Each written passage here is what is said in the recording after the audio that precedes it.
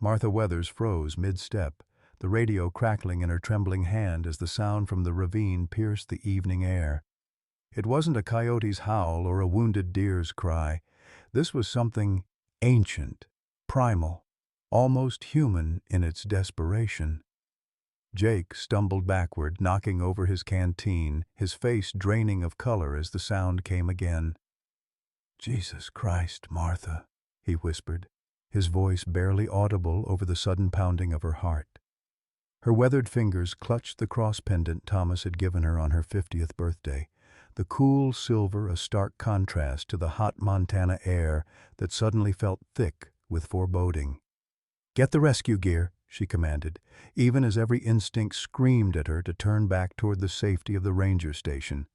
What creature could make such a sound? And why, after 30 years in these mountains, did she feel like she was hearing death itself calling her name? Leave a like and share your thoughts in the comments, along with the city you're watching from now. Let's continue with the story. Eagle Creek Wilderness stretched across western Montana like a forgotten kingdom, its pine-covered mountains guarding secrets older than the nation itself. During summer, tourists flocked to its marked trails and scenic overlooks, but few ventured into Dead Man's Ravine, a jagged scar carved into the earth over millennia, where shadows lingered even at high noon. Locals told stories about it, whispering tales of mysterious disappearances and strange sounds that carried on night winds. Martha Weathers had never put stock in such tales. At 62, she'd seen enough real dangers in these mountains to waste time on ghost stories. Her silver hair, always secured in a practical braid, framed a face weathered by decades of sun and wind. Those who didn't know her might mistake the lines around her eyes for simple age, but the rangers of Eagle Creek knew better. Each crease told a story of rescues, wildfires, and the private grief she carried like another piece of equipment. 10 years had passed since Martha lost her son Thomas in a ranch accident just beyond the park's borders. 10 years since she'd buried her only child alongside her husband Michael, who'd preceded Thomas in death by 5 years. The double plot had seemed practical when Michael passed. Neither had expected she'd be placing their son there instead of herself. After the funeral, Martha had returned to her ranger duties with a quiet determination that unnerved even her closest colleagues. The wilderness had taken much from her, but it remained the only home she truly understood.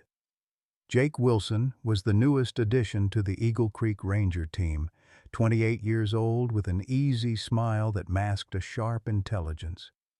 He wore his grandfather's weather-beaten ranger hat despite it violating uniform code, and Martha hadn't had the heart to make him remove it.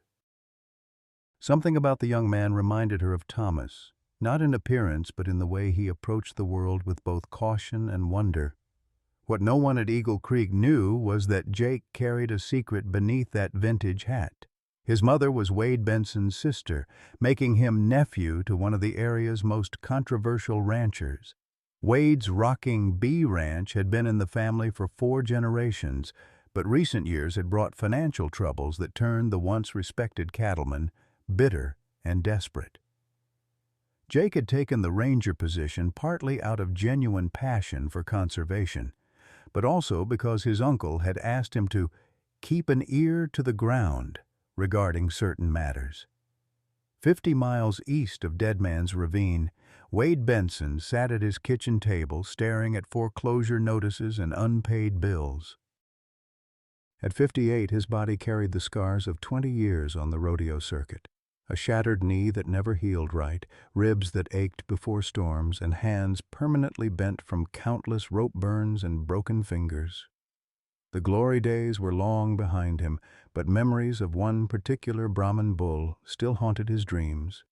El Diablo, the massive white-faced bull that had made Wade's reputation and later nearly killed him. The same bull that had supposedly perished in a barn fire 2 years ago, but whose burned corpse had never been found. The cry echoed through Dead Man's Ravine again as Martha adjusted her pack, motioning for Jake to follow. Sunset was still 2 hours away, but here in the steep walls of the ravine, shadows already stretched like grasping fingers across the rocky terrain.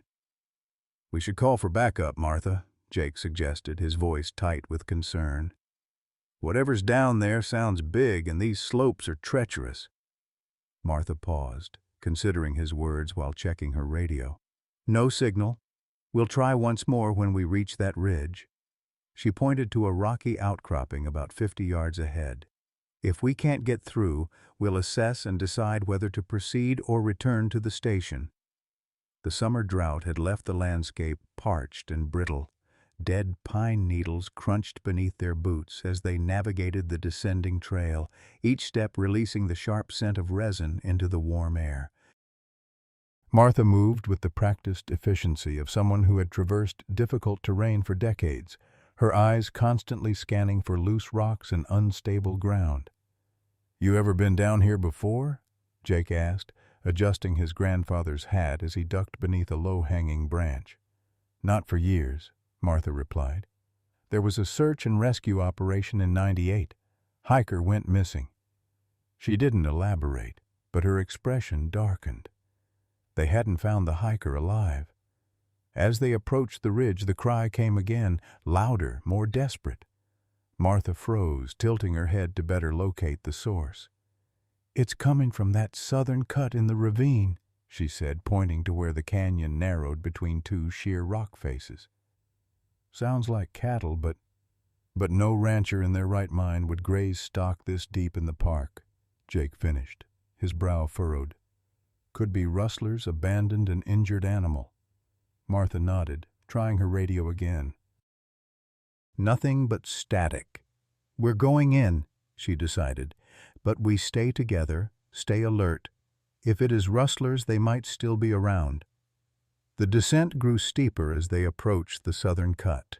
They secured their safety lines to sturdy pines and began navigating down a series of natural rock steps that were slick with loose gravel. The temperature dropped noticeably as they entered deeper shadows, and the air carried a faint metallic tang that Martha recognized as blood. The cry came again, weaker this time. Martha quickened her pace, nearly slipping on a patch of scree. Jake caught her elbow, steadying her. "Careful," he murmured. "Won't do anyone any good if we need rescuing too." They rounded a bend in the narrow passage, and Martha stopped so abruptly that Jake collided with her back. There, on a natural ledge about 30 feet below them, lay the largest Brahman bull Martha had ever seen. Its massive body, easily over 2,000 pounds, was pressed against the rock face. One hind leg was awkwardly positioned, clearly injured. The bull's distinctive hump rose like a small mountain between powerful shoulders, and its hide, what should have been a light silvery gray, was marked with old scars and what appeared to be burn marks. "Holy," Jake whispered, but couldn't finish. The bull's head turned toward them, and Martha's breath caught. In the shadows of the ravine, with the last rays of sunlight hitting at just the right angle, the animal's eyes reflected a deep blood red. It wasn't supernatural, Martha knew, just the reflection of blood vessels in the bull's eyes, enhanced by the setting sun and their flashlights. But the effect was undeniably eerie. "That's no ordinary bull," Martha said quietly. "Look at the size of him." "How did he even get down here?" Jake wondered, keeping his voice low to avoid startling the animal. Martha studied the terrain. "Probably fell from up there," she said, pointing to where the ravine edge had partially collapsed about 50 yards up. "Must have been running from something to end up this far into the park." The bull let out another painful bellow, softer now, as if its strength was fading. Despite its fearsome appearance, there was something vulnerable in its posture that stirred Martha's compassion.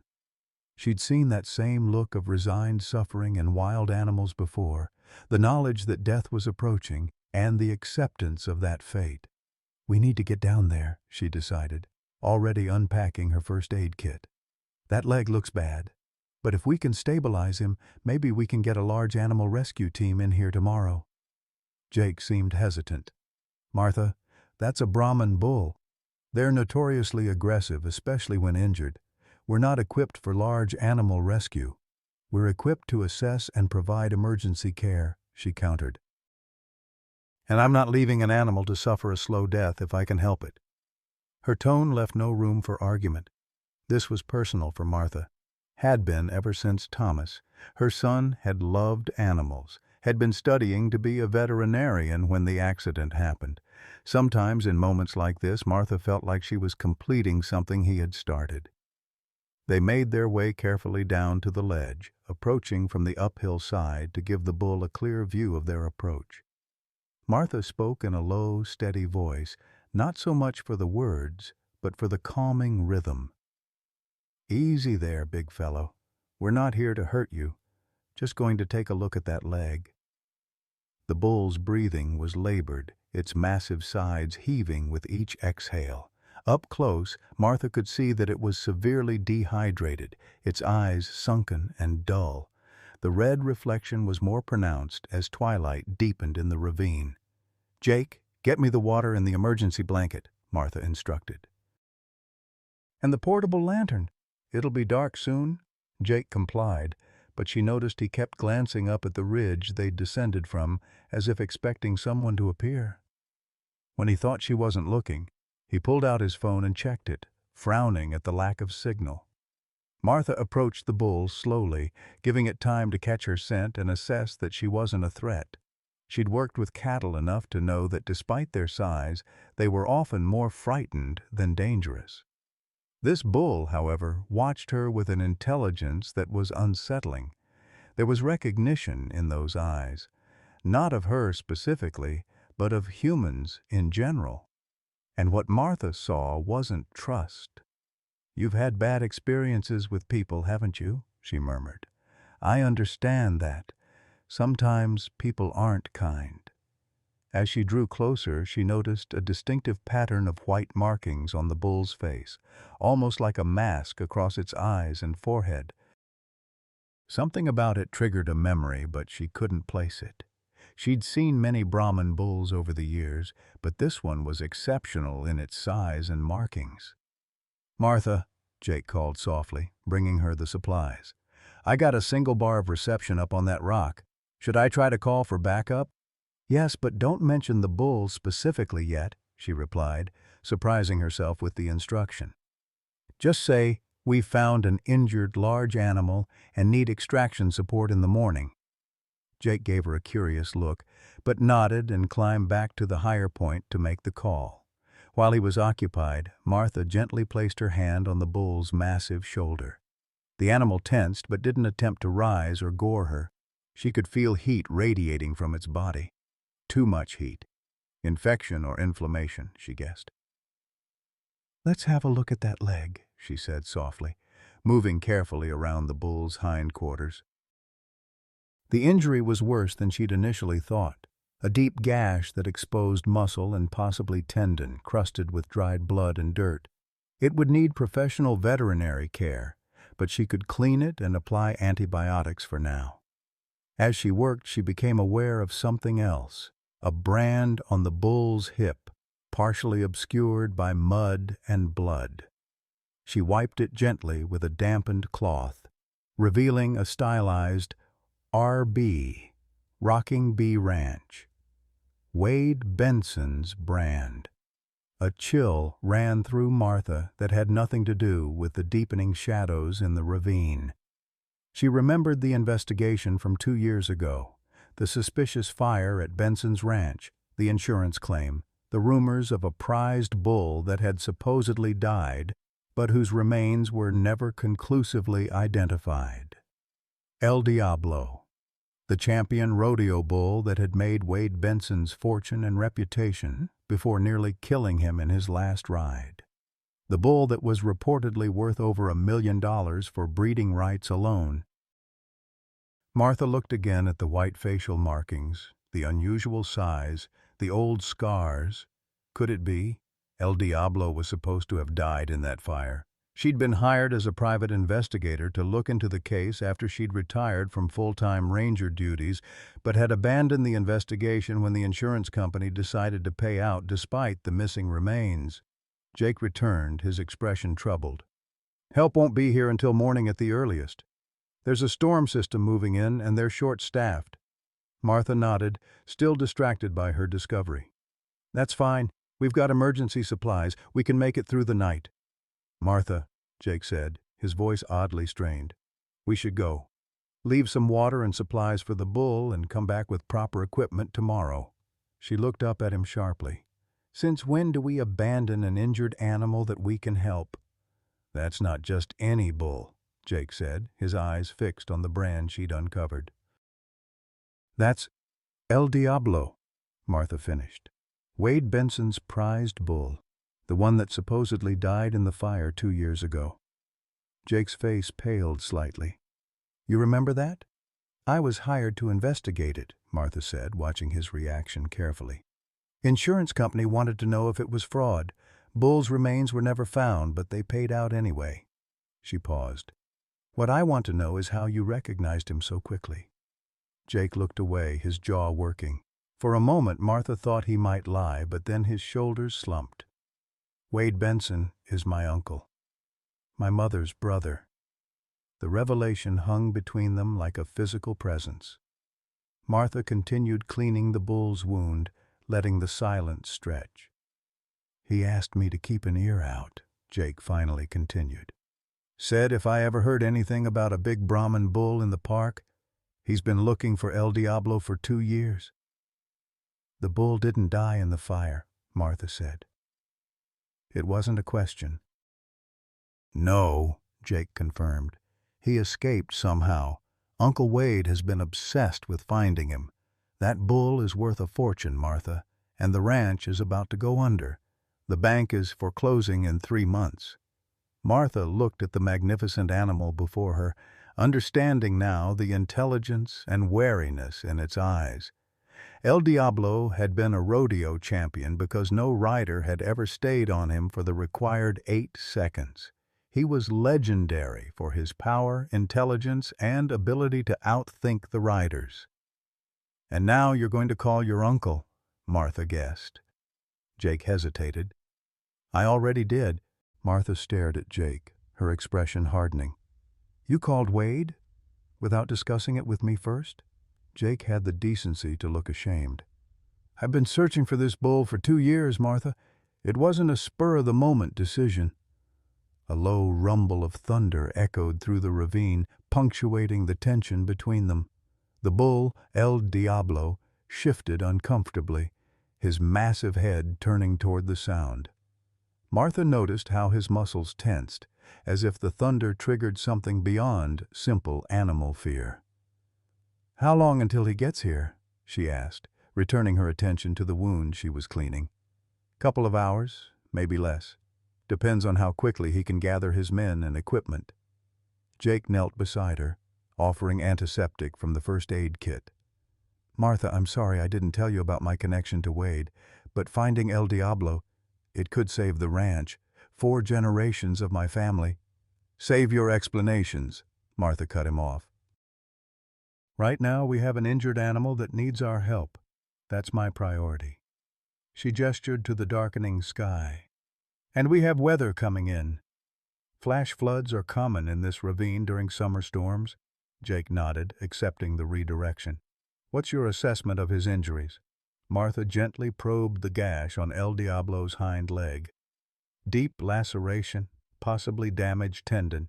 He's severely dehydrated and showing signs of infection. The red eye effect we're seeing is likely inflammation of the blood vessels, made worse by dehydration. As if understanding her diagnosis, El Diablo let out a low, mournful sound, softer than his earlier cries, almost a sigh of resignation.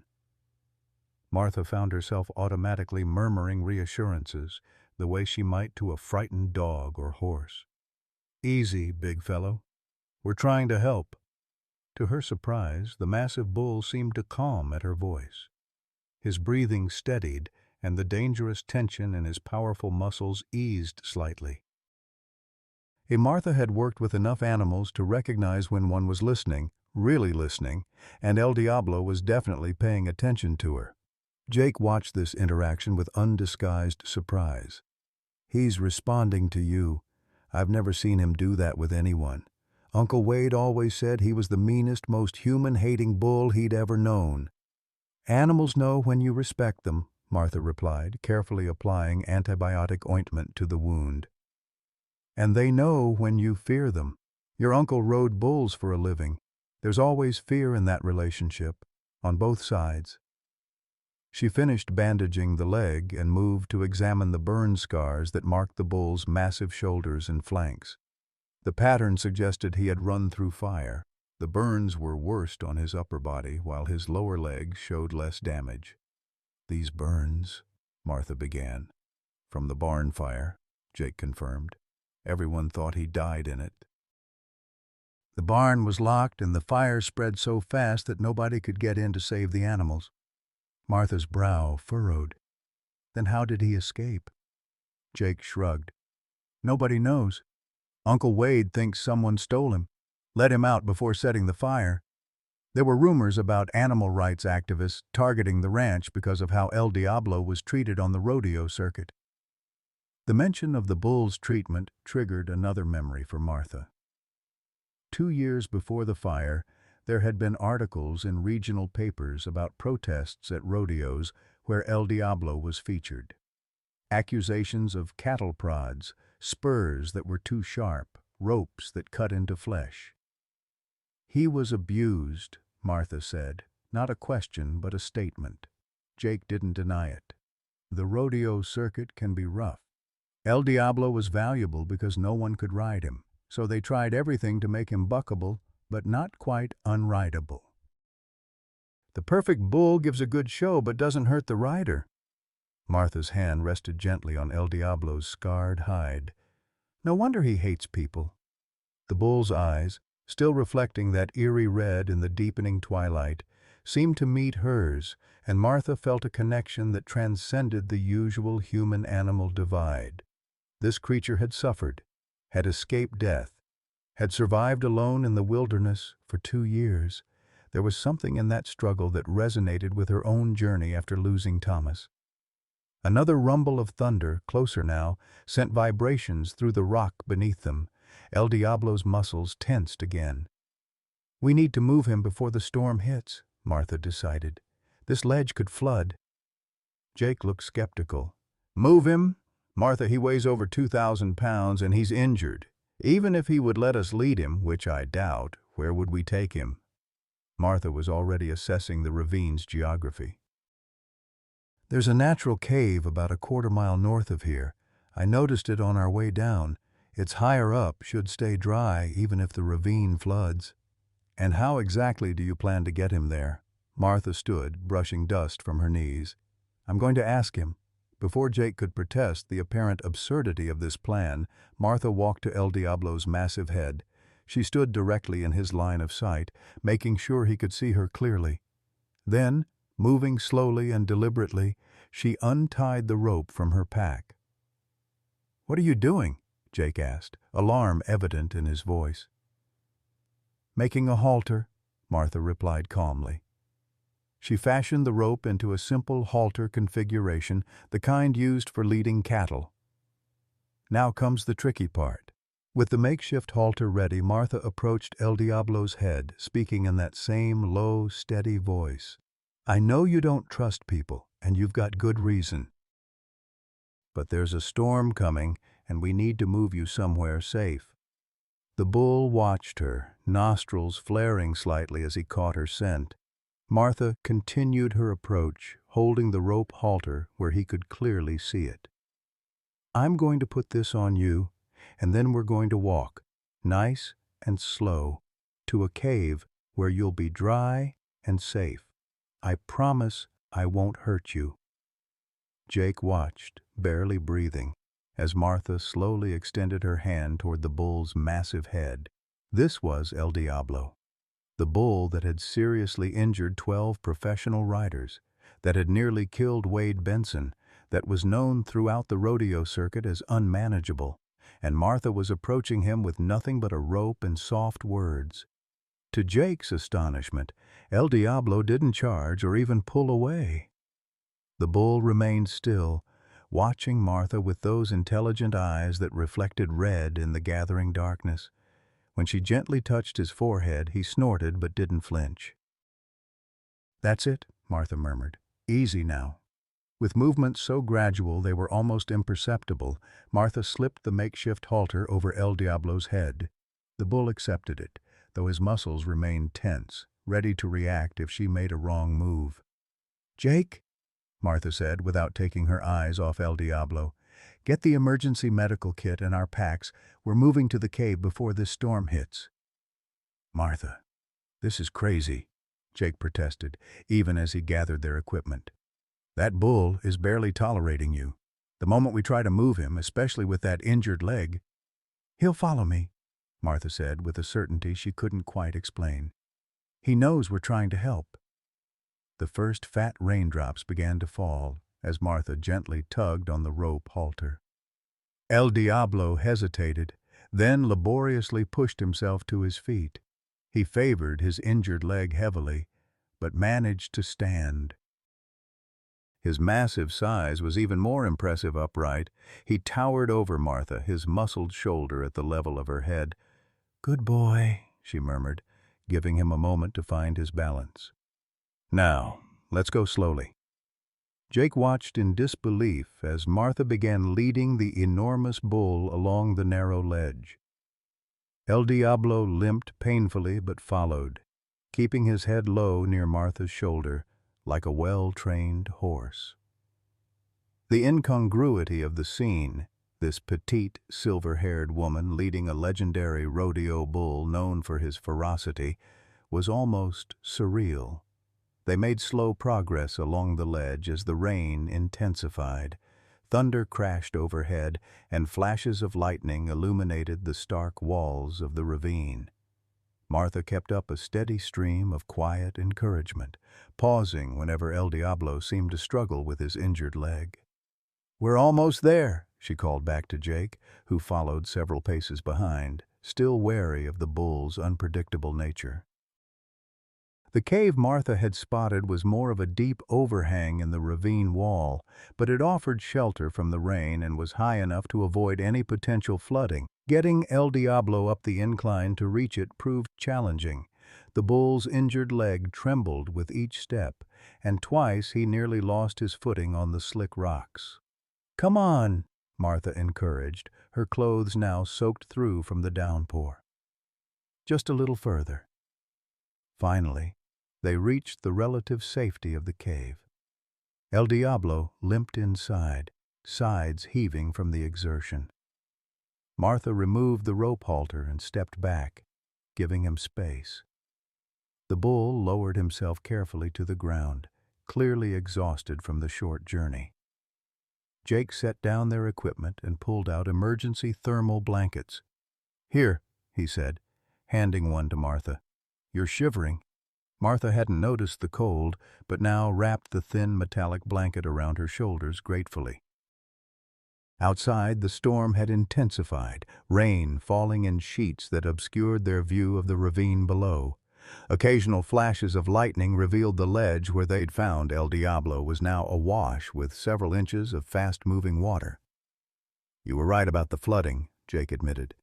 "We got out just in time." Martha nodded, her attention still on El Diablo.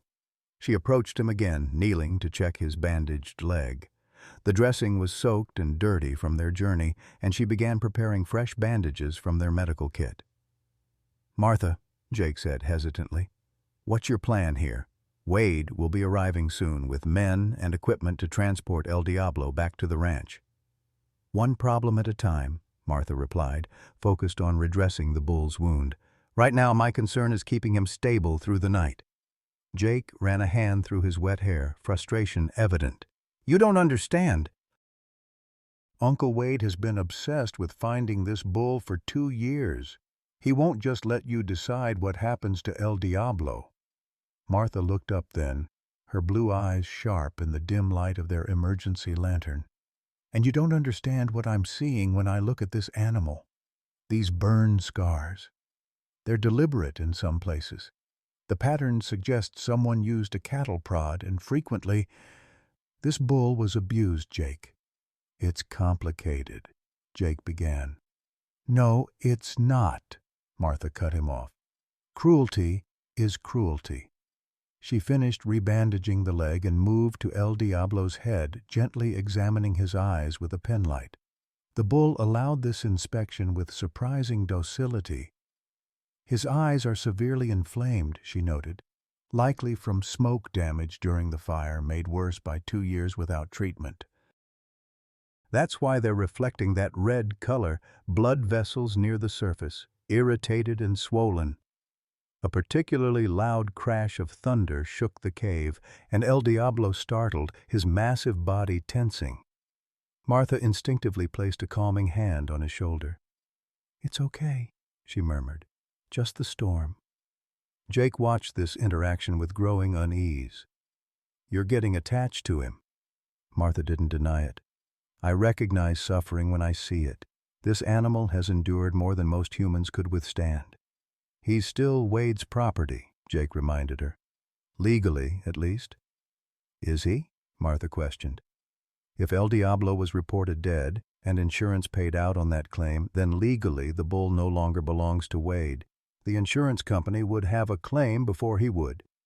Jake's expression hardened. "So that's your play? Call the insurance company? Get my uncle investigated for fraud?" "I haven't decided what I'm going to do," Martha replied honestly. "But I know what I'm not going to do. I'm not going to hand this animal back to someone who abused him." The tension between them was broken by the sound of engines in the distance, barely audible over the storm. "That'll be Wade," Jake said, moving to the cave entrance to look out. "Sounds like multiple vehicles." Martha continued stroking El Diablo's massive neck, her mind racing through options. The bull seemed to sense her concern, his large eyes fixed on her face. "I won't let them hurt you again," she promised quietly. Jake returned from the cave entrance, water dripping from his hat. "They're up on the north ridge, using spotlights to scan the ravine. This rain is slowing them down, but they'll find us eventually." Martha nodded. Decision made. "Then we need to be ready when they do." The storm intensified as Martha and Jake settled in for what promised to be a long night. Rain lashed against the rock face outside their shelter, and occasional flashes of lightning illuminated the ravine below, now transformed into a churning stream of muddy water. El Diablo lay with his massive head resting on the cave floor, his breathing steady but labored, those unusual red reflecting eyes half closed in exhaustion. Martha checked her watch. Nearly 10 p.m. "Wade's men won't risk coming down in this weather," she said, unpacking emergency rations from her kit. "Flash floods are too dangerous, even for someone desperate to recover a $1 million bull." Jake nodded, accepting the protein bar she offered. "They'll wait until morning. Uncle Wade might be obsessed, but he's not stupid. Then we have until dawn to figure this out." Martha settled against the cave wall, close enough to monitor El Diablo, but giving the injured animal space. "Tell me about him," she said after a moment. "Everything you know." Jake seemed surprised by the request, but after a moment's hesitation he began to speak.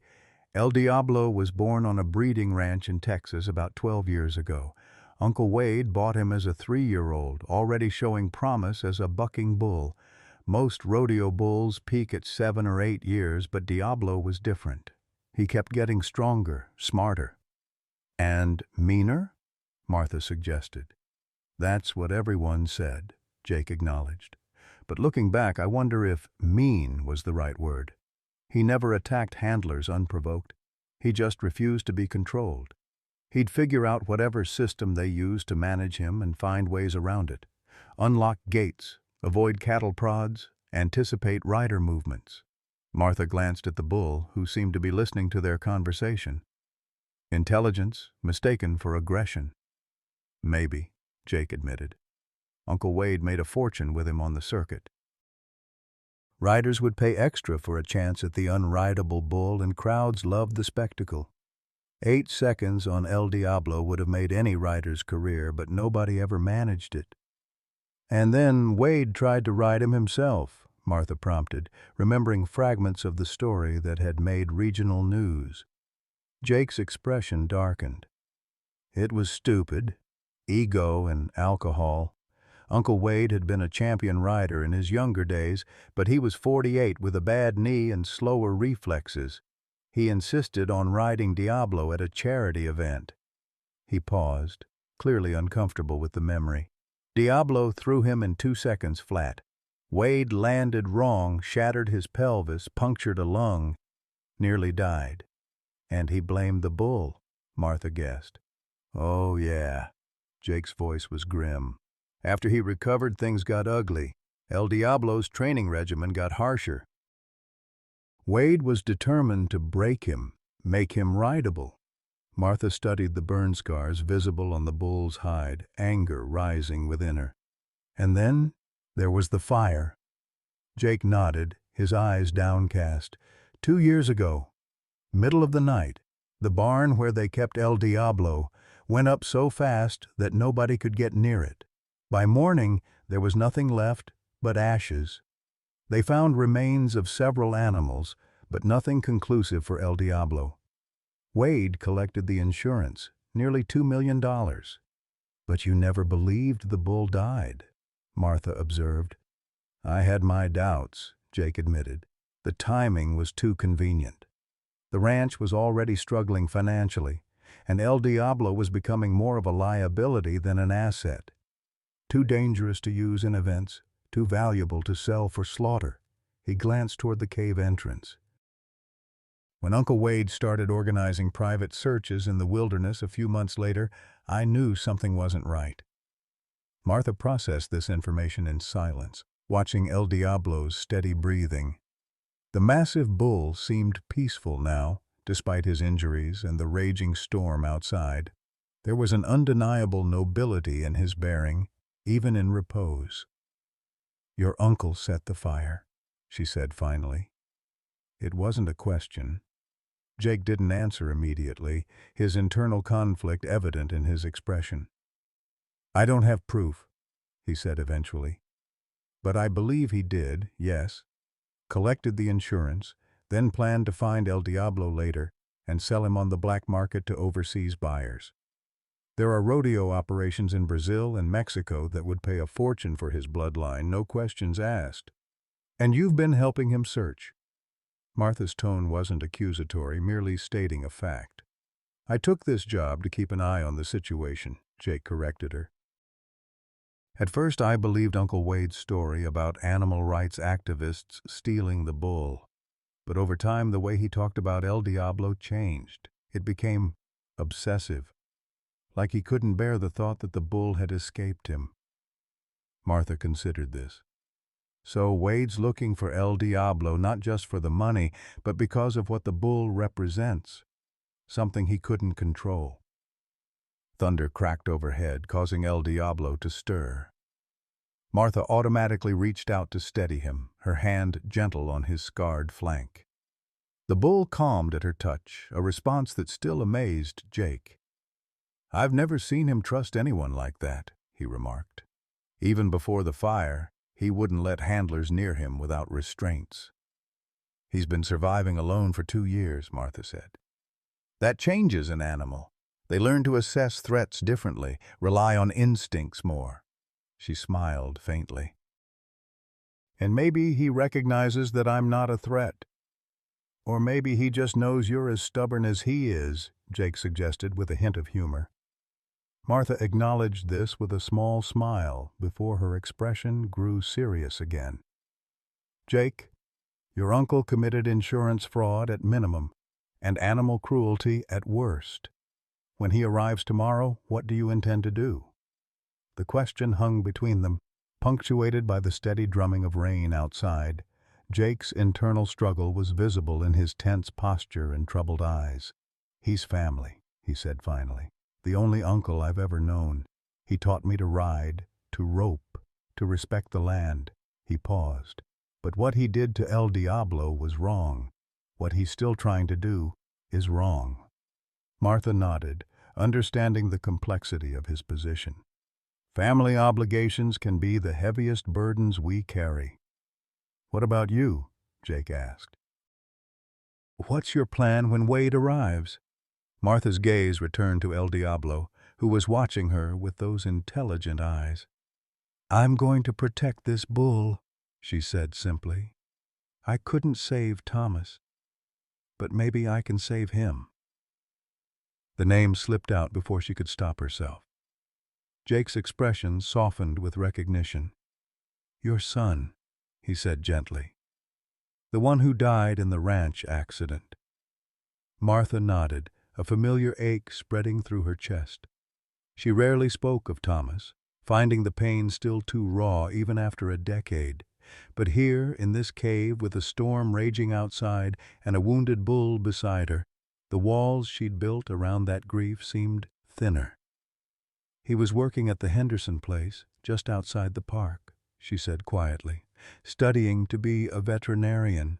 There was a bull, not like this one, just an ordinary breeding bull, that got spooked during a thunderstorm. Thomas went into the pen to calm it. She swallowed hard. They found him the next morning. Bull had crushed him against the fence. I'm sorry, Jake said, the words inadequate but sincere. The thing is, Martha continued, her voice steady despite the pain, Thomas wouldn't have blamed the bull. That's the kind of person he was. He understood that animals act out of instinct, fear, self-preservation, not malice. She looked at El Diablo.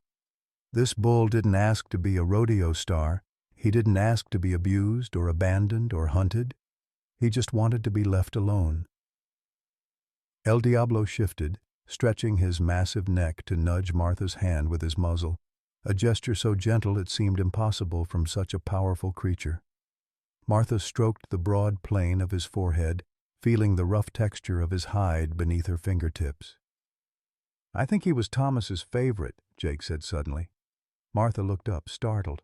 What? El Diablo. Jake's brow furrowed as he searched his memory. About 10 years ago, Uncle Wade hired a young vet student as a summer intern. Quiet kid, really good with the animals, especially the bulls. He was the only one El Diablo seemed to tolerate. He paused. I think his name was Thomas. Martha's hand stilled on El Diablo's head, her heart suddenly pounding. Thomas Weathers? Jake nodded slowly. Could have been. I was just a teenager then. Didn't pay much attention to the ranch hands. He studied her face. Your son worked for Uncle Wade? For one summer, Martha confirmed, memories rushing back. Before the Henderson place. He never mentioned the name of the ranch, just said it was a rodeo operation that he found troubling. He didn't go back the following summer.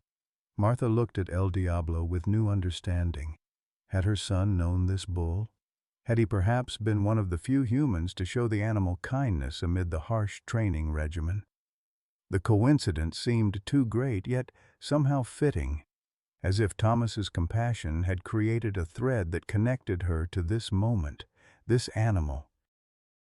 If Wade set that fire, Martha said, her voice hardening, if he abused this animal and committed fraud, he needs to face consequences. Jake didn't disagree, though conflict still shadowed his features. What are you proposing? In the morning, when Wade arrives, we tell him that we found an injured bull and called for a large animal veterinary team from the Wildlife Service, Martha outlined. We don't confirm it's El Diablo, don't give him any reason to think we know about the insurance claim. And then? And then I contact the insurance investigator who hired me 2 years ago, Martha said. The case was never officially closed, just abandoned when they decided to pay the claim despite the suspicious circumstances. Jake considered this plan. Wade won't just walk away, not when he's this close to finding El Diablo. I know, Martha acknowledged. That's why we need to stall him until the authorities can get involved. Their conversation was interrupted by a sound from outside, not thunder, but the distant rumble of engines. Jake moved to the cave entrance, peering out into the rain-lashed darkness. Lights on the ridge, he reported, tension evident in his voice. They're moving despite the storm. Martha joined him, squinting through the downpour. Sure enough, bobbing flashlight beams were visible along the ravine's upper edge, about half a mile north of their position. Even through the storm, she could make out the sound of all-terrain vehicles.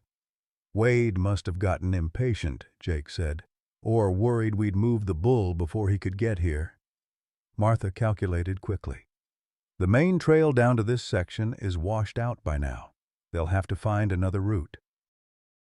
That gives us maybe an hour, depending on how well they know the terrain."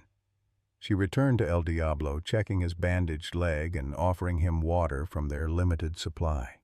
The bull drank thirstily, another sign of his severe dehydration. "We need to move him deeper into the cave," Martha decided, "out of sight from the entrance." Jake looked skeptical. "Martha, even if he cooperates, his size makes him pretty hard to hide." "We don't need to hide him completely," Martha explained. "Just create enough doubt that Wade can't be certain it's El Diablo without getting close." Understanding dawned on Jake's face. "And if he approaches without proper caution, he'll be putting himself at risk with a wild, unidentified bull," Martha finished, "which gives us grounds to insist on waiting for wildlife services." They worked quickly, Martha once again fashioning the rope halter while Jake cleared a path deeper into the cave. El Diablo seemed to sense the urgency in their movements and allowed Martha to guide him to his feet without resistance. His injured leg still trembled under his weight, but he followed her deeper into the cave, where the shadows would conceal his distinctive markings. Once El Diablo was settled in his new position, Martha quickly mixed a paste of dirt and their limited medical supplies to temporarily obscure the rocking bee brand on his hip. Not enough to fool close inspection, but sufficient to create doubt from a distance. "Now we wait," she said, returning to the cave entrance where they could monitor the approaching search party. Jake checked his phone. Still no signal. The storm must be interfering with reception. "Convenient," Martha remarked. "Makes it harder for Wade to verify what we tell him." The lights on the ridge were moving more rapidly now, having apparently found a navigable path down. Martha estimated they had perhaps 30 minutes before Wade's team reached their position. "Jake," she said, her voice quiet but firm, "when they arrive, you have a choice to make. Your uncle or the truth. I won't think less of you either way, but you need to be clear where you stand." Jake didn't answer immediately, his gaze fixed on the approaching lights. When he finally spoke, his voice was resolute. 10 years ago, I watched Uncle Wade change from someone I admired into someone I barely recognized. The accident with El Diablo broke something in him that never healed right." He turned to face Martha. "I've been making excuses for him ever since, telling myself it was temporary, that he'd find his way back. But he hasn't, and I can't keep pretending." Martha nodded, recognizing the cost of this decision for the young man. "Then we're in this together." A flash of lightning illuminated the ravine, revealing the search party's progress, 4 figures picking their way down a scree slope about a quarter-mile away. The storm was beginning to abate, the thunder more distant now, though rain still fell steadily. Martha made her final preparations, positioning their emergency supplies where they could be quickly accessed and ensuring El Diablo was comfortable in his concealed position. The massive bull watched her movements with that same eerie intelligence, as if understanding that she was protecting him. "Thomas would be proud of you," Jake said suddenly. Martha looked up, surprised by the comment. "For standing up for this bull," Jake clarified. "For not looking the other way." Martha felt a sudden warmth amid the cave's damp chill. "Thomas believed that how we treat animals reveals who we truly are," she said. "I think he'd be proud of both of us." The approaching lights grew brighter, and voices carried on the damp air, men calling to each other as they navigated the treacherous terrain. Martha took a deep breath, centering herself for the confrontation ahead. "Ready?" she asked Jake. He nodded, adjusting his grandfather's ranger hat. Ready. Together they moved to the cave entrance to await Wade Benson's arrival, standing as guardians before the wounded bull who had somehow connected their separate paths into a single fateful intersection. Wade Benson emerged from the rain like a specter, his tall frame silhouetted against the storm-dark sky as he approached the cave entrance. Despite his pronounced limp, the permanent reminder of El Diablo's last ride, he moved with determination, pushing ahead of the three men who accompanied him. His once handsome face, weathered by decades under the Montana sun, was set in hard lines of focus that deepened when he spotted Martha and Jake standing at the cave entrance. "Jacob!" he called, using his nephew's full name in a tone that suggested both relief and suspicion. "When you called, I half expected to find an empty ravine when we got here." Martha stepped forward, her ranger uniform soaked, but her posture straight and authoritative. "Mr. Benson, you're trespassing in a restricted area of Eagle Creek Wilderness during dangerous weather conditions." Wade barely acknowledged her, his eyes moving past her to scan the shadowy interior of the cave. "Jake said you found a bull." Brahman, he thought. "We found an injured animal," Martha confirmed, deliberately vague. "Wildlife Services has been notified. They'll be here at first light with proper transportation and veterinary support." Wade's companions, two ranch hands in their 30s and an older man Martha recognized as Hank Dowell, the local livestock veterinarian, joined him at the cave entrance. All four men were drenched, their clothing plastered to their bodies by the relentless rain. Hank carried a large medical kit, while the ranch hands lugged heavy-duty restraints and tranquilizer equipment. "Looks like you came prepared," Martha observed, nodding toward their gear. "Ranger Weathers," Wade said, finally addressing her directly. "My nephew says you've been tending to an injured Brahman bull. That's my area of expertise, and I've brought Dr. Dowell to assist. So if you'll step aside—" "As I said, Wildlife Services has been notified," Martha repeated firmly. This animal was found on protected federal land. Wade's patience visibly thinned. "Martha, we both know there aren't any wild Brahman bulls roaming these mountains. That bull belongs to someone, and as the only Brahman breeder in 3 counties, it's almost certainly mine." "You reported all your Brahman stock in last year's agricultural census?" Martha asked, knowing full well that Wade had reported El Diablo as deceased 2 years earlier. A flicker of unease crossed Wade's face before he masked it. "We can sort out the paperwork later. Right now, there's an injured animal that needs expert care." "Dr. Dowell," Martha acknowledged the veterinarian with a nod. "I've managed to clean and dress a deep laceration on the bull's hind leg. He's also severely dehydrated and showing signs of systemic inflammation, particularly in his eyes." Hank Dowell shifted uncomfortably, glancing between Martha and Wade. "If you've got an injured bull, Ranger, I should take a look." "Regardless of ownership issues." Martha considered this, then nodded. "You can examine him, doctor, but just you." Wade stepped forward aggressively. "Now wait just a minute." "Mr. Benson," Martha cut him off, her voice steel beneath its calm surface. "This is still a federal wildlife refuge, and I'm still the senior ranger on duty. The animal is in a stressed and defensive state. For safety reasons, I'm limiting access to essential personnel only." The standoff stretched between them, tension crackling like the lightning that still occasionally illuminated the ravine.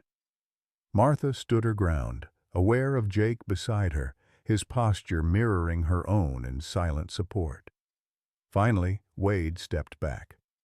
"Fine. Hank goes in first, but I want a full report, and if it's one of my bulls, we're moving him tonight." Martha led Hank deeper into the cave where El Diablo lay in the shadows. The veterinarian's sharp intake of breath was audible when his flashlight beam fell on the massive bull. "Good Lord," he murmured. "That's the biggest Brahman I've ever seen." El Diablo raised his head at their approach, those red reflecting eyes gleaming in the darkness. Martha moved to his side, placing a calming hand on his neck. "Easy, big fellow." she murmured. "Dr. Dowell's going to help with that leg." To Hank's visible amazement, the bull remained calm as Martha stroked his massive neck. "I've never seen a Brahmin this docile with strangers," he remarked, cautiously approaching to examine the bandaged leg.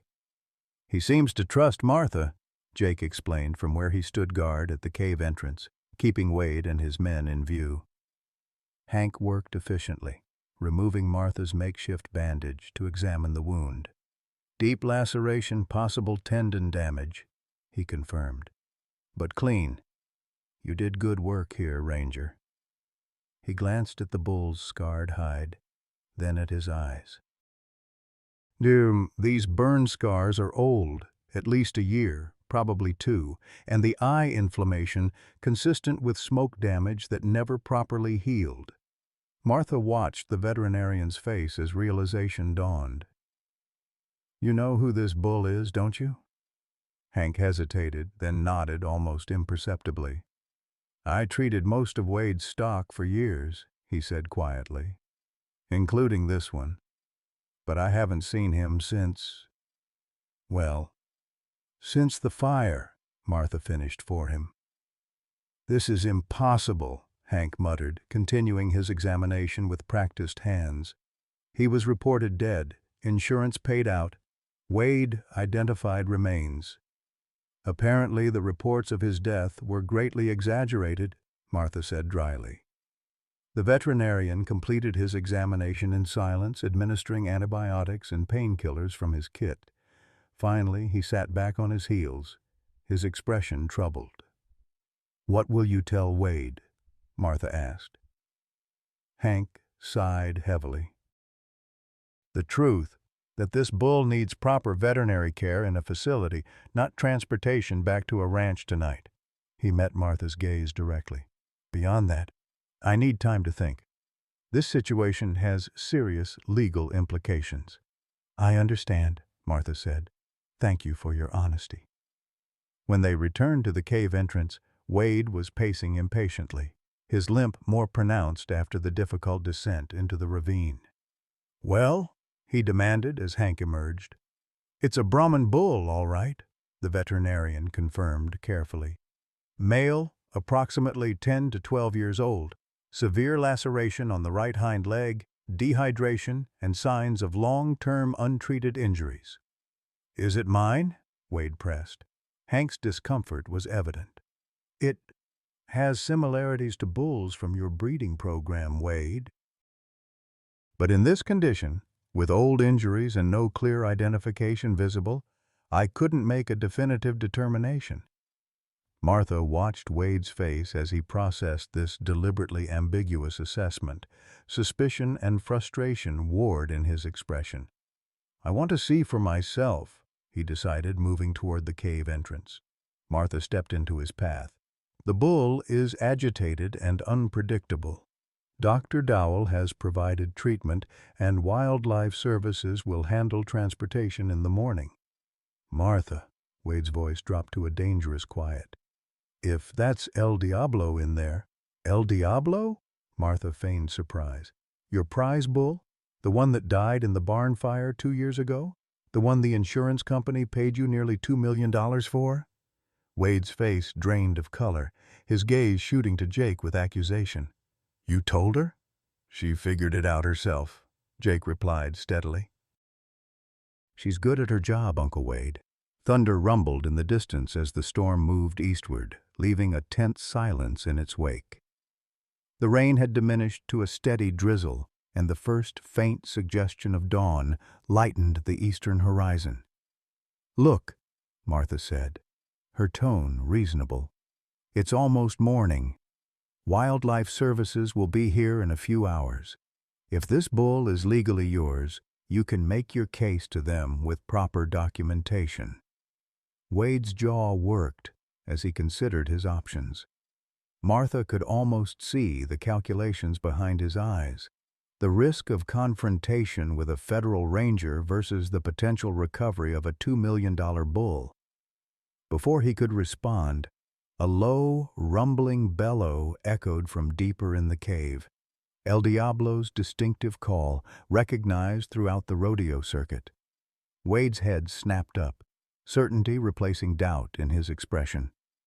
"That's him," he said, all pretense abandoned. "That's El Diablo." He signaled to his ranch hands. "Get the restraints ready. We're taking him now." Martha stood her ground. "Mr. Benson, I've already explained." "Step aside, Ranger," Wade cut her off. "That bull is my property, and I'm recovering him." "A bull you reported as dead?" Martha challenged. "A bull you collected insurance money for?" "That's a private business matter," Wade replied coldly, "and none of your concern." The two ranch hands moved to flank Wade, their stance becoming threatening. Martha felt her heart rate accelerate, but kept her expression neutral. She had faced down aggressive hikers and even the occasional poacher in her years as a ranger. But the determination in Wade's eyes suggested this confrontation could quickly escalate beyond her experience. "Uncle Wade," Jake stepped forward, placing himself beside Martha. "This isn't the way. If you force this issue, there will be consequences." Wade's expression hardened as he looked at his nephew. "So that's how it is.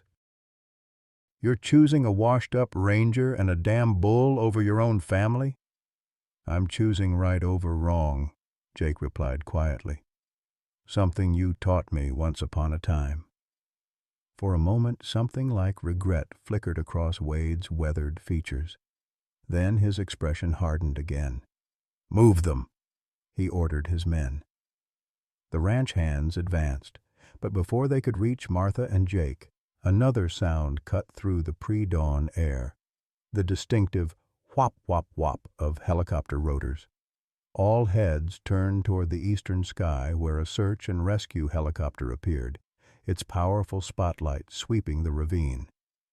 "Looks like Wildlife Services arrived early," Martha observed, unable to keep a note of satisfaction from her voice. Wade's face contorted with fury and desperation.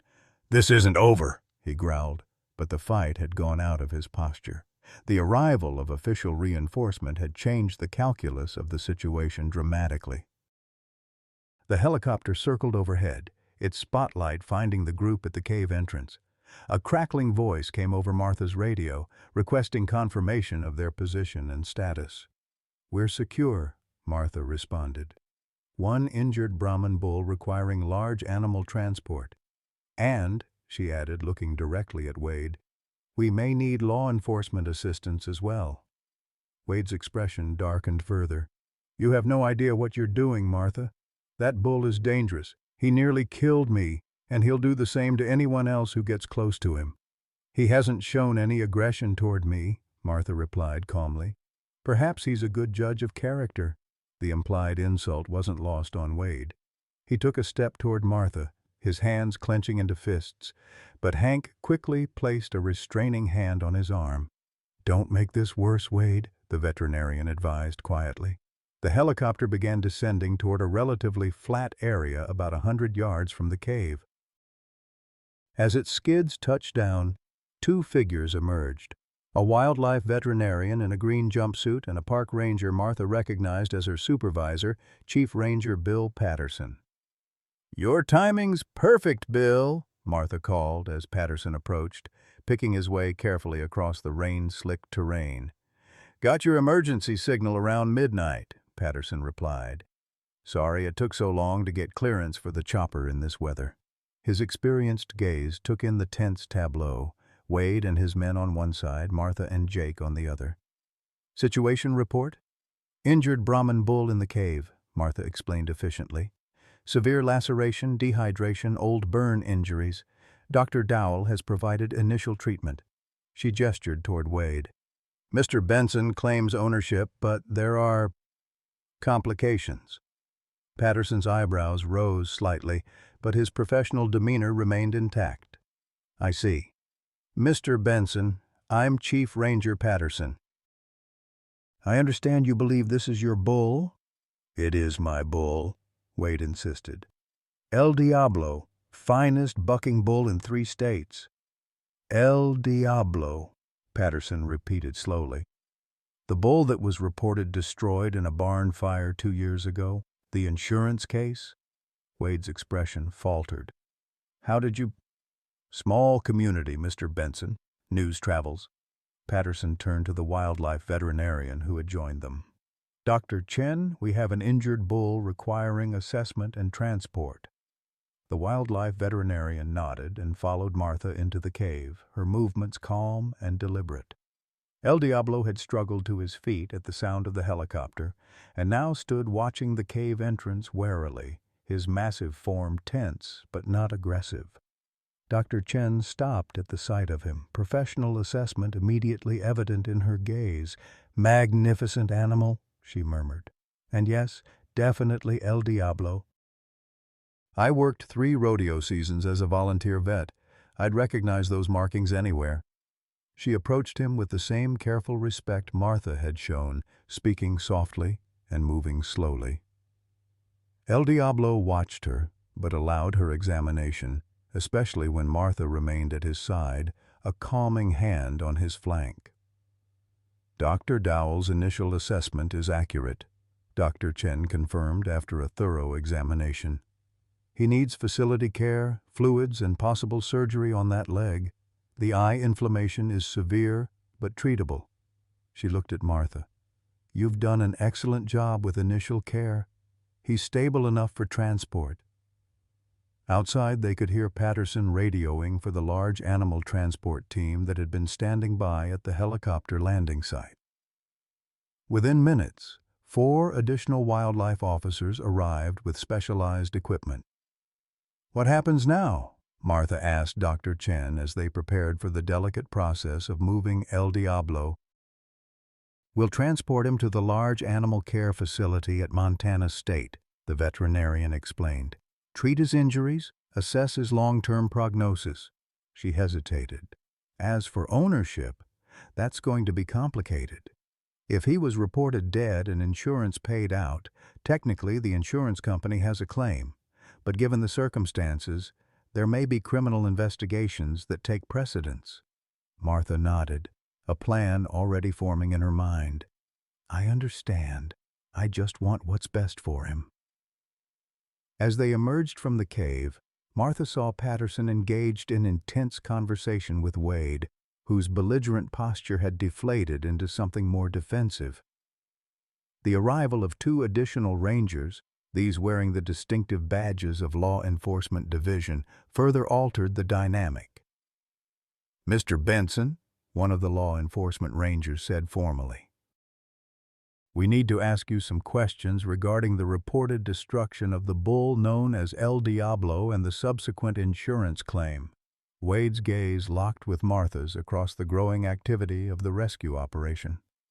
In his eyes, she saw a mixture of fury and defeat, the look of a man watching his carefully constructed deception crumble before him. This isn't over, he repeated. But the threat sounded hollow now. Martha turned away from him, focusing instead on helping prepare El Diablo for transport. The specialized team worked efficiently, setting up a sling system that would allow the helicopter to airlift the massive bull to a waiting trailer at the nearest road access point. Jake joined her as they fitted the harness around El Diablo's powerful chest, his expression troubled but resolved. Uncle Wade's going to face serious charges, he said quietly. Insurance fraud at minimum. Possibly animal cruelty. You did the right thing, Martha assured him, understanding the personal cost of his choice. I know, Jake replied. Still doesn't make it easy. The eastern sky had lightened to a pale gold as the transport team completed their preparations. El Diablo stood surprisingly calm amid the activity, his great head turned toward Martha as if seeking reassurance. She moved to him, placing a hand on his broad forehead. You're going to be okay now, she promised softly. No more running, no more fighting, just healing. As if understanding her words, the massive bull lowered his head slightly, his breath warm against her arm. Those eyes, still reflecting an unusual reddish tint in the early morning light, held hers with an intelligence that transcended ordinary animal awareness. "Ranger Weathers," Dr. Chen called. "We're ready for transport," Martha nodded, giving El Diablo a final pat before stepping back to allow the transport team to secure the last straps. As they worked, Chief Ranger Patterson approached her. "Quite a night," he observed dryly. "Just doing my job," Martha replied, though they both knew this had become far more personal than routine ranger duty. "The Wildlife Service wants someone familiar with the bull to accompany him to the facility," Patterson said. "Given the circumstances, I told them you'd be the logical choice, if you're willing." Martha felt a surge of relief. She hadn't wanted to leave El Diablo, not yet. "I'm willing." "Thought you might be." Patterson's weathered face creased in a brief smile. "Jake's agreed to file the initial reports while you're gone. Good kid, that one. Stood up to his uncle when it counted." Martha watched as Jake helped secure the transport harness, his movements confident despite the exhaustion evident in his posture. Yes, he did. The transport team signaled they were ready. The helicopter maneuvered into position overhead, lowering cables that would connect to El Diablo's harness. The next phase would be delicate and potentially dangerous. Lifting a 2,000-pound bull from a narrow ravine required precision and calm. Martha moved to El Diablo's head, speaking soothingly as the cables were attached, and tension began to take up the slack in the harness. The bull's muscles quivered beneath his scarred hide, but he remained remarkably calm, his gaze fixed on Martha as if drawing strength from her presence. "That's it," she encouraged. "Just a little longer." Slowly, carefully, the helicopter lifted the massive bull from the cave entrance. El Diablo's legs dangled briefly before the team steadied him, and then he was airborne, suspended beneath the aircraft like some strange, magnificent mythological creature, the great bull with eyes that glowed red in the darkness. Martha watched his ascent, a complex emotion tightening her chest.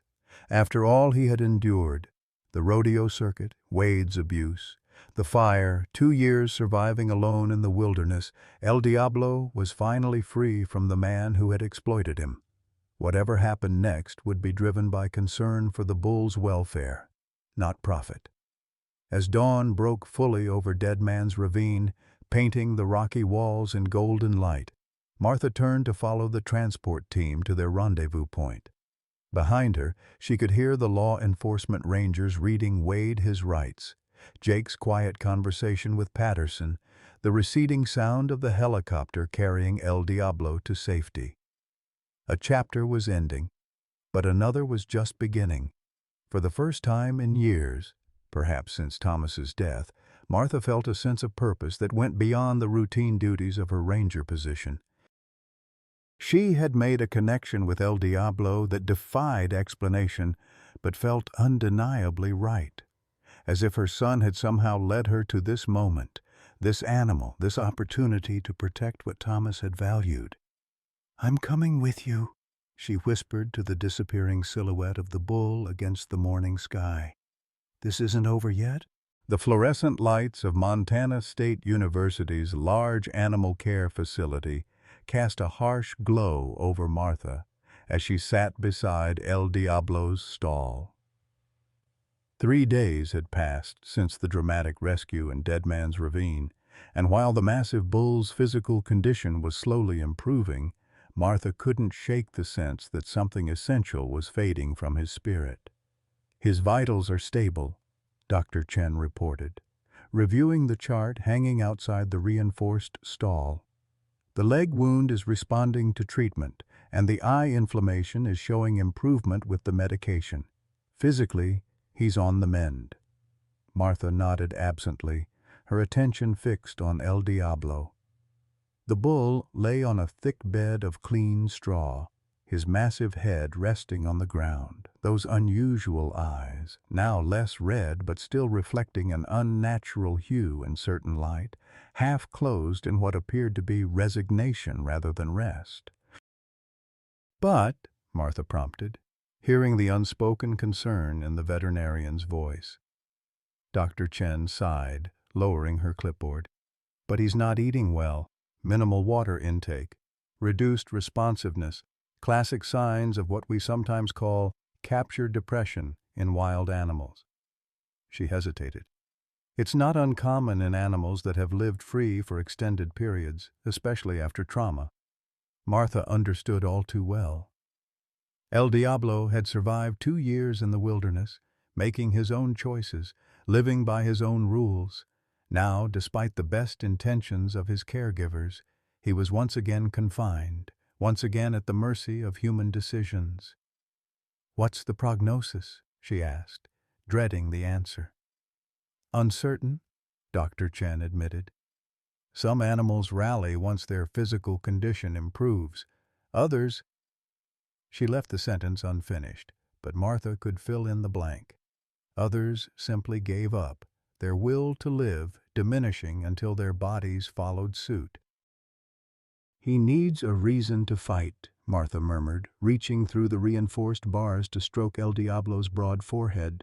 The bull's eyes flickered toward her, a brief spark of recognition before fading back to that troubling dullness. Dr. Chen watched this interaction with professional interest. "He still responds to you more than anyone else?" That's something. It wasn't enough, Martha knew, not for an animal like El Diablo, who had defied riders, survived a fire, and carved out an existence in one of Montana's most unforgiving wilderness areas. Captivity, even kind, healing captivity, was slowly crushing his spirit. "I'll give you some time with him," Dr. Chen said, recognizing Martha's need for privacy. "Call if there's any change." When the veterinarian had gone, Martha moved closer to the stall bars, speaking softly to El Diablo. "I know what you're feeling," she told him.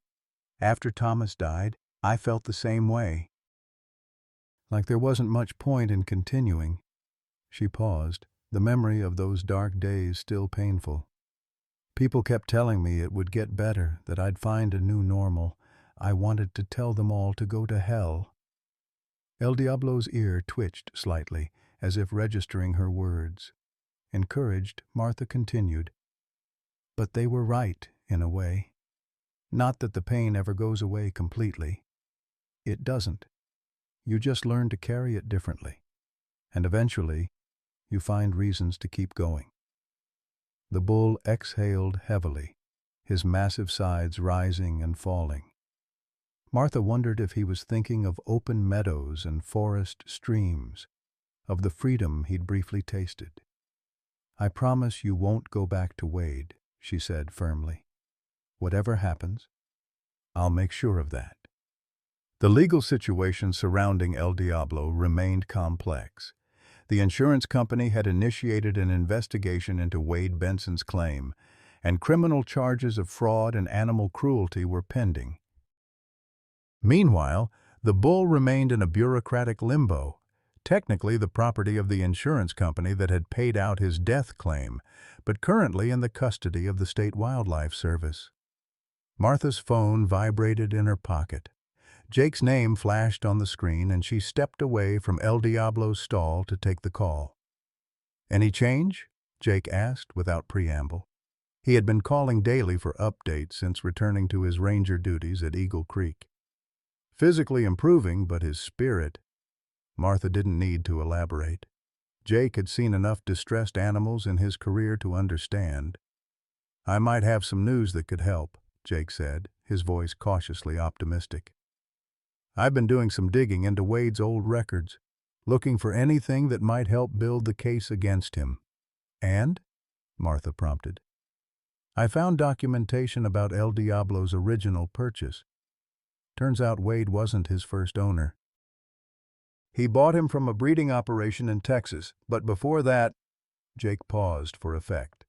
"El Diablo spent his first 3 years at a sanctuary for retired rodeo animals, a place called Horizon Ranch in eastern Montana." Martha felt a flicker of hope. A sanctuary? Not a rodeo breeding program? "Exactly," Jake confirmed. "He wasn't born to be a bucking bull. He was being raised in a natural environment with a small herd. The sanctuary fell on hard times and had to sell some of their younger stock. That's how Wade got him. This new information shifted Martha's understanding of El Diablo's history. He hadn't always been a rodeo performer. His first experiences had been in a natural setting, part of a herd structure. No wonder he had adapted so well to the wilderness after escaping the fire. "There's more," Jake continued. "Horizon Ranch is still operating, smaller scale now, but still providing lifetime care for retired rodeo animals. I spoke with the owner, Sarah Kingsley. When I told her about El Diablo, she remembered him immediately, called him Spirit. That was his name before Wade renamed him." "Spirit," Martha repeated softly, glancing back at the bull. The name seemed to fit him better than the dramatic moniker Wade had given him. "Sarah said if he recovers, Horizon Ranch would welcome him back," Jake finished. "She was heartbroken when they had to sell him, and she's followed his rodeo career from a distance. When she heard about the fire, she assumed he was dead like everyone else." Martha felt a surge of genuine hope for the first time since arriving at the care facility. A sanctuary, with other bulls, open space. It could be exactly what El Diablo, Spirit, needed. A reason to recover, a future worth fighting for. "I'll call Sarah and put you two in touch," Jake promised. "There's still the legal hurdles with the insurance company, but having a legitimate sanctuary offering to take him strengthens our position." After ending the call, Martha returned to El Diablo's stall with renewed determination. "Spirit," she said, using his original name, "I think I've found a way to get you home." The bull's ear twitched again, perhaps at the unfamiliar name, or perhaps in response to the new energy in Martha's voice. She began talking to him about Horizon Ranch, describing the open meadows and small herd of retired rodeo animals that could become his new family. As she spoke, she noticed El Diablo's eyes tracking her movements more actively than they had in days. Dr. Chen returned an hour later to find Martha still talking to the bull, who had shifted position to face her more directly. "Something's different," the veterinarian observed, noting the change in El Diablo's demeanor. "He has a name," Martha said. "His real name is Spirit. And I think I've found him a home." Over the next 2 days, Martha coordinated with Sarah Kingsley from Horizon Ranch, the Wildlife Service, and the insurance company's representatives. The legal issues remained complicated, but the insurance company seemed increasingly inclined to write off El Diablo as a loss rather than fight a protracted legal battle that would generate negative publicity. If they relinquished their claim, and if Wade's legal troubles prevented him from reasserting ownership, there might be a path forward for the bull's transfer to the sanctuary. El Diablo's physical recovery gained momentum during this time. He began eating more regularly, drinking well, and showing interest in his surroundings. The redness in his eyes diminished as the medication took effect, revealing their natural dark brown color. Chen was cautiously optimistic about his prognosis, though the damaged tendon in his hind leg would likely never heal completely, leaving him with a permanent limp. On the 5th day, Martha arrived at the facility to find a law enforcement vehicle in the parking lot. Her heart sank when she recognized the county sheriff's department insignia. Inside, she found Sheriff Davis conversing with Dr. Chen in the administrative office. "Ranger Weathers," the sheriff greeted her, his expression grave. "I was just explaining to Dr. Chen that we've received a court order regarding the bull known as El Diablo." Martha's stomach clenched. "What kind of court order?" "Wade Benson's attorney has filed for an emergency injunction preventing the bull's transfer or disposition until ownership can be legally determined," Sheriff Davis explained. "The judge granted it this morning." "But the insurance investigation," Martha began. "Is ongoing," the sheriff acknowledged. But Benson's lawyer argued successfully that until fraud is proven, Benson retains a potential ownership interest that would be irreparably harmed if the bull were transferred elsewhere. Martha struggled to maintain her professional composure. So, what does this mean for El Diablo's care? He remains here for now, Dr. Chen interjected. The order doesn't affect his medical treatment, just prevents his release or transfer until the ownership issue is resolved. Martha nodded, processing this setback. May I see the court order? The sheriff handed her a copy of the document. As she scanned it, one passage caught her attention. The animal in question, being of unique and substantial value as a rodeo and breeding bull, they're still seeing him as a commodity, she said, disgust evident in her voice, a performance animal and breeding stock. That's how the law views livestock, Sheriff Davis replied, not unkindly. I understand you've developed a bond with this animal, Ranger Weathers, but legally he's classified as agricultural property. Martha handed the document back, her jaw set. Thank you for the information, Sheriff. Is there anything else? Just that there's a hearing scheduled for next Tuesday. The judge wants all parties to present their positions. He hesitated. Including you, as the discovering officer. After the sheriff departed, Martha went directly to El Diablo's stall.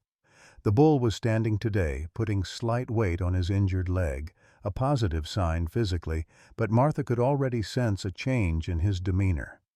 Animals often seem to intuit human concerns, and El Diablo had always been unusually perceptive. It's a setback, she told him honestly, but not the end of the road. I made you a promise, and I intend to keep it. She spent the afternoon researching legal precedents involving disputed animal ownership and calling contacts who might help navigate the complicated intersection of livestock law, insurance claims, and animal welfare regulations. By evening, she had developed the outline of a strategy, but its success would depend on factors beyond her control. As she prepared to leave for the day, Dr. Chen approached with a troubled expression. Martha, there's something you should know. Wade Benson came by earlier while you were on your lunch break. Martha stiffened. He was here? At the facility? His attorney arranged it. As the potential owner, he has visitation rights under the court order. Dr. Chen's disapproval was evident. He wanted to examine El Diablo's condition himself. And, Martha prompted, dreading the answer. The bull's reaction was immediate and severe. His heart rate spiked, stress hormones surged.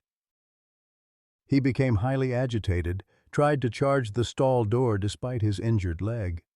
Dr. Chen's professional demeanor slipped, revealing genuine concern.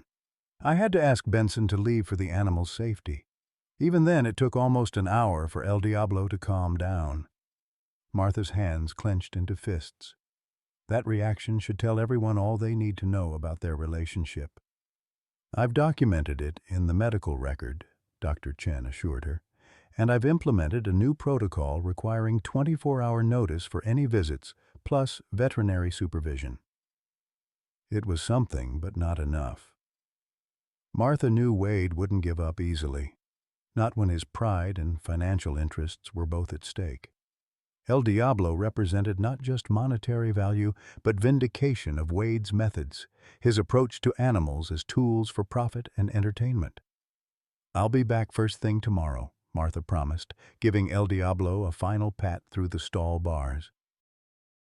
The bull's eyes, clearer now but still shadowed with what she could only interpret as anxiety, followed her movements. "Hang in there, Spirit," she whispered, using his original name again. "This isn't over." That night, alone in her small rental apartment near the university, Martha found herself unable to sleep. The court order represented more than a legal obstacle. It was a reminder of how precarious El Diablo's situation remained. If Wade regained custody, the bull would likely return to the rodeo circuit despite his injuries, or be used for breeding until he was no longer profitable. Either fate seemed unconscionably cruel for an animal that had fought so hard for freedom. Around midnight, her phone rang, Jake calling much later than usual. "Martha," he said without greeting, his voice tense. Wade's planning something. I overheard him talking with his ranch hands today. They mentioned the care facility, and Wade said something about not waiting for the courts. Martha sat up, instantly alert. You think he's planning to take El Diablo before the hearing? I can't be sure, Jake admitted, but I know my uncle. When he sets his mind on something, he doesn't let legal niceties stand in his way. I'll alert Dr. Chen and the facility security, Martha decided, already pulling on her clothes.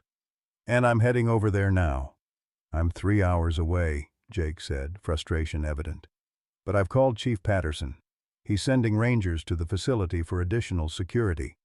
Martha thanked him and ended the call, moving with the efficient speed of someone accustomed to emergency response. Within 15 minutes, she was in her truck, driving through the quiet university streets toward the large animal care facility on the outskirts of campus. The facility appeared quiet when she arrived, its exterior illuminated by security lights that cast long shadows across the parking lot. The night security guard recognized her from her previous visits and, after hearing her concerns, agreed to accompany her on an inspection of the premises. El Diablo was awake when they reached his stall, standing alert with his ears pricked forward, an unusual posture for this time of night. Martha recognized the signs of tension in his powerful body. He senses something, she told the security guard. Animals often detect threats before we do. They completed their inspection without finding anything amiss, but Martha couldn't shake her unease. After the security guard returned to his station, she decided to remain with El Diablo, pulling a chair up to his stall where she could observe both the bull and the corridor leading to the large animal wing. "Just you and me tonight, big guy," she told him softly. "Let's keep each other company." El Diablo snorted softly, moving closer to the stall bars where Martha sat. Despite his size and fearsome reputation, there was something almost gentle in the way he lowered his massive head toward her, as if seeking reassurance. The night deepened around them, the facility quiet except for the occasional sounds of animals shifting in their stalls and the distant hum of medical equipment. Martha found herself telling El Diablo about Thomas, stories she rarely shared with anyone, about his gentle way with animals, his determination to become a veterinarian, his belief that all creatures deserved respect and dignity. "He would have loved you," she said, reaching through the bars to stroke the bull's broad forehead, "not for your rodeo record or your breeding value, but for who you are, your spirit." As the word left her lips, she realized the aptness of the bull's original name, Spirit. Not just a name, but a recognition of the essential quality that had allowed him to survive and endure despite everything that had been done to him. A sudden noise from the corridor jolted Martha from her reflections. El Diablo's head came up sharply, his muscles tensing. Martha rose from her chair, moving silently to the corridor entrance where she could peer around the corner without being seen. 3 figures were making their way toward the large animal wing, moving with the furtive caution of those who know they shouldn't be there. Martha recognized Wade's distinctive silhouette, his limp identifiable even in the dim emergency lighting. The other 2 men were likely his ranch hands. Martha pulled back, considering her options. The security guard was stationed at the front entrance, too far away to alert without making her presence known to the intruders. Her radio was in her truck, and her phone had no signal in this part of the building. She was effectively alone, facing 3 men who had clearly come to take El Diablo by force. Behind her, the bull shifted restlessly in his stall, sensing the approaching threat. Martha made her decision quickly, moving back to El Diablo's stall and retrieving the rope she had used as a makeshift halter during the rescue. If Wade was determined to take the bull tonight, he would have to go through her first. Martha stepped into the corridor, positioning herself directly between the approaching men and El Diablo's stall. She drew herself to her full height, her ranger training taking over as she faced Wade Benson and his 2 ranch hands. "That's far enough, Wade," she called, her voice steady despite the hammering of her heart. "This facility is closed to visitors, especially unauthorized ones at 2 in the morning." Wade halted, genuine surprise flashing across his weathered face before it settled back into grim determination. "Martha, didn't expect to find you here playing night watchman." "Funny coincidence," she replied dryly. "I got a tip that someone might try something foolish tonight." Behind her, El Diablo's agitation was growing. The bull pawed at the stall floor, his breathing audible as he caught Wade's scent. Martha could feel the tension radiating from the massive animal, a living barometer of the danger approaching. Wade took another step forward, his limp more pronounced in the dim emergency lighting. "I'm not here to cause trouble. Just came to check on my bull." "He's not your bull," Martha corrected him. "Not according to the insurance company that paid you $2 million for his loss. And even if he were, visiting hours ended at 5. The two ranch hands flanking Wade exchanged uneasy glances. One, a heavy-set man with a salt and pepper beard, muttered something to Wade that Martha couldn't catch. Wade silenced him with a sharp gesture. "Look, Martha, I understand you've developed some kind of attachment to El Diablo, but this has gone far enough."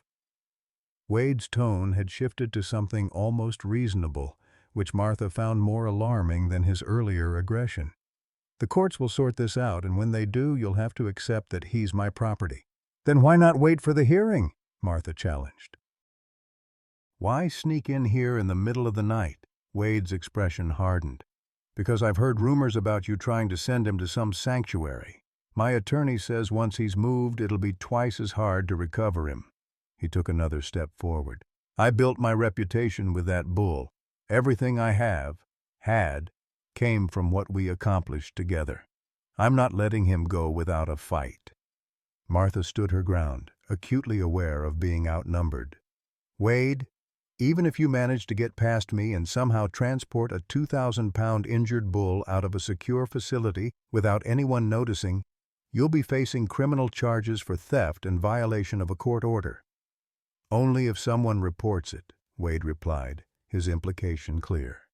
The ranch hands moved to flank Martha, their posture shifting from uncertain to threatening. El Diablo bellowed behind her, the sound reverberating through the corridor. It wasn't the distressed cry she'd heard in the ravine, but something deeper, more primal, a challenge. "You hear that?" Martha said quietly. "He remembers you, Wade. Remembers everything you did to him." Wade's jaw tightened. "Move aside, Martha. I don't want to hurt you, but I'm taking that bull tonight."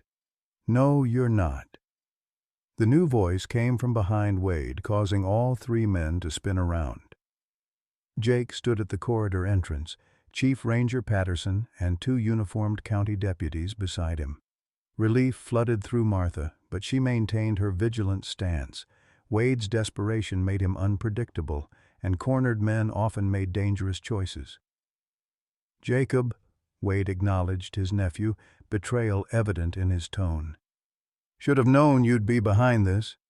"I tried to warn you, Uncle Wade," Jake replied, his expression a mixture of resolve and regret. "Told you to wait for the courts, do this legally." "You wouldn't listen." Chief Patterson stepped forward, his authoritative presence filling the corridor. "Mr. Benson, you and your associates are trespassing on university property and violating a standing court order regarding the disposition of the animal in question. The deputies are here to escort you from the premises." For a moment, Martha thought Wade might resist. His body tensed, hands clenching into fists as he glanced between the new arrivals and El Diablo's stall. Then slowly the fight seemed to drain from him. His shoulders slumped, and he suddenly looked every one of his 58 years, the lines in his face deepened by the harsh overhead lighting. "This isn't right," he said, his voice rough with emotion. "That bull is mine. We made history together, and nearly killed each other in the process," Martha pointed out, her tone softening slightly. "For all his faults, There was something almost tragic in Wade's obsession, his inability to see El Diablo as anything more than an extension of his own identity. The deputies moved forward to escort Wade and his men from the facility. As they passed Martha, Wade paused, meeting her gaze directly. "You think you're saving him," he said, his voice low enough that only she could hear. "But that bull was born to buck. Put him in some sanctuary, and you'll kill everything that makes him special." Before Martha could respond, the deputies urged Wade onward. She watched them disappear down the corridor, a complex mix of emotions churning within her. Relief at the immediate danger passing, certainly, but also a nagging doubt planted by Wade's parting words. Was she projecting her own desires onto El Diablo? Seeing what she wanted to see in the bull's behavior? Jake approached, breaking her reverie. "You okay?" "When I couldn't reach you on your phone, I got worried." "I'm fine," Martha assured him. "Just lost in thought." They turned toward El Diablo's stall, where the massive bull had calmed somewhat following Wade's departure. He stood watching them through the bars, his dark eyes reflecting the dim lighting like smoldering coals, still unsettling but far less eerie than the red glow that had first caught Martha's attention in the ravine. "Wade's not going to stop," Jake observed quietly. "Not even with criminal charges pending. That bull represents everything to him. His past glory, his financial future, his self-image." Martha nodded, having reached the same conclusion. "Which means we need to secure El Diablo's future before the hearing.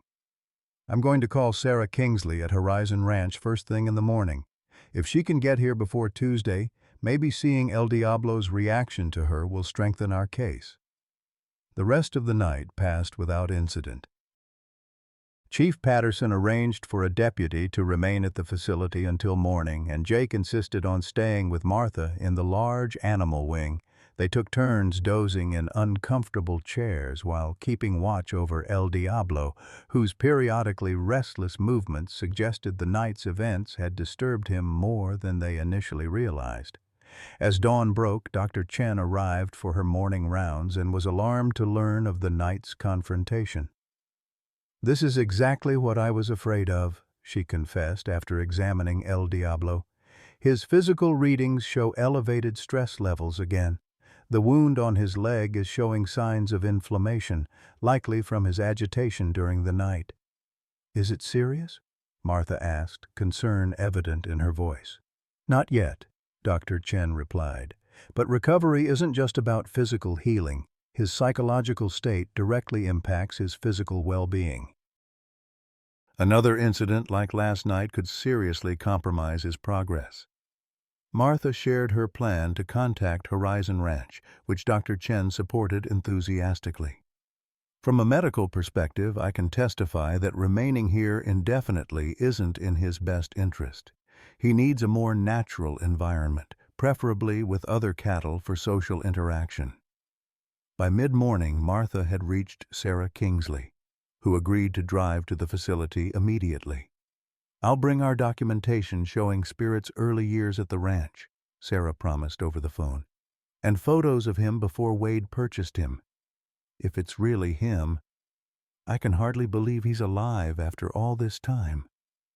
Jake, who had briefly returned to his apartment to shower and change, rejoined Martha at the facility around noon.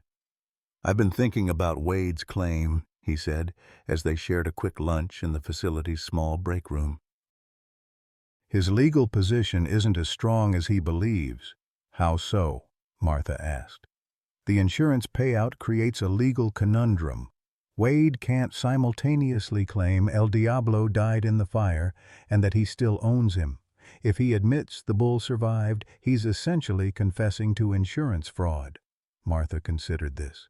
"So his only viable argument is that someone stole El Diablo before the fire, meaning the insurance claim was still valid because the bull was, in fact, lost to him." "Exactly," Jake confirmed.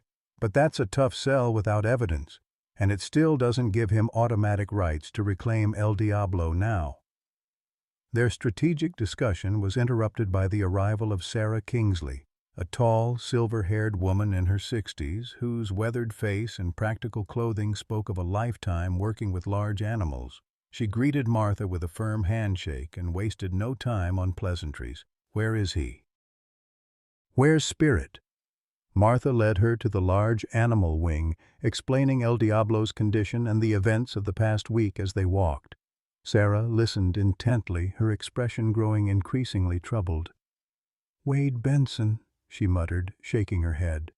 "I knew selling to him was a mistake, but the sanctuary was facing foreclosure. We had to find homes for the younger animals we couldn't support long term." Her voice cracked slightly. "Spirit was special even then. So intelligent, so present, unlike any bull I'd worked with." They reached El Diablo's stall, and Sarah fell silent, her eyes filling with tears as she caught sight of the massive bull. For a long moment she simply stared, taking in the scars, the powerful build, the distinctive facial markings. "It's him," she finally whispered. "It's really him." El Diablo had been dozing but stirred at the sound of her voice. His head came up sharply, nostrils flaring as he caught her scent. Martha watched carefully, ready to intervene if the bull showed signs of distress or aggression. What happened instead left her speechless. El Diablo approached the stall bars slowly, his posture changing in a way Martha hadn't seen before, head lowered not in threat, but in what almost appeared to be deference.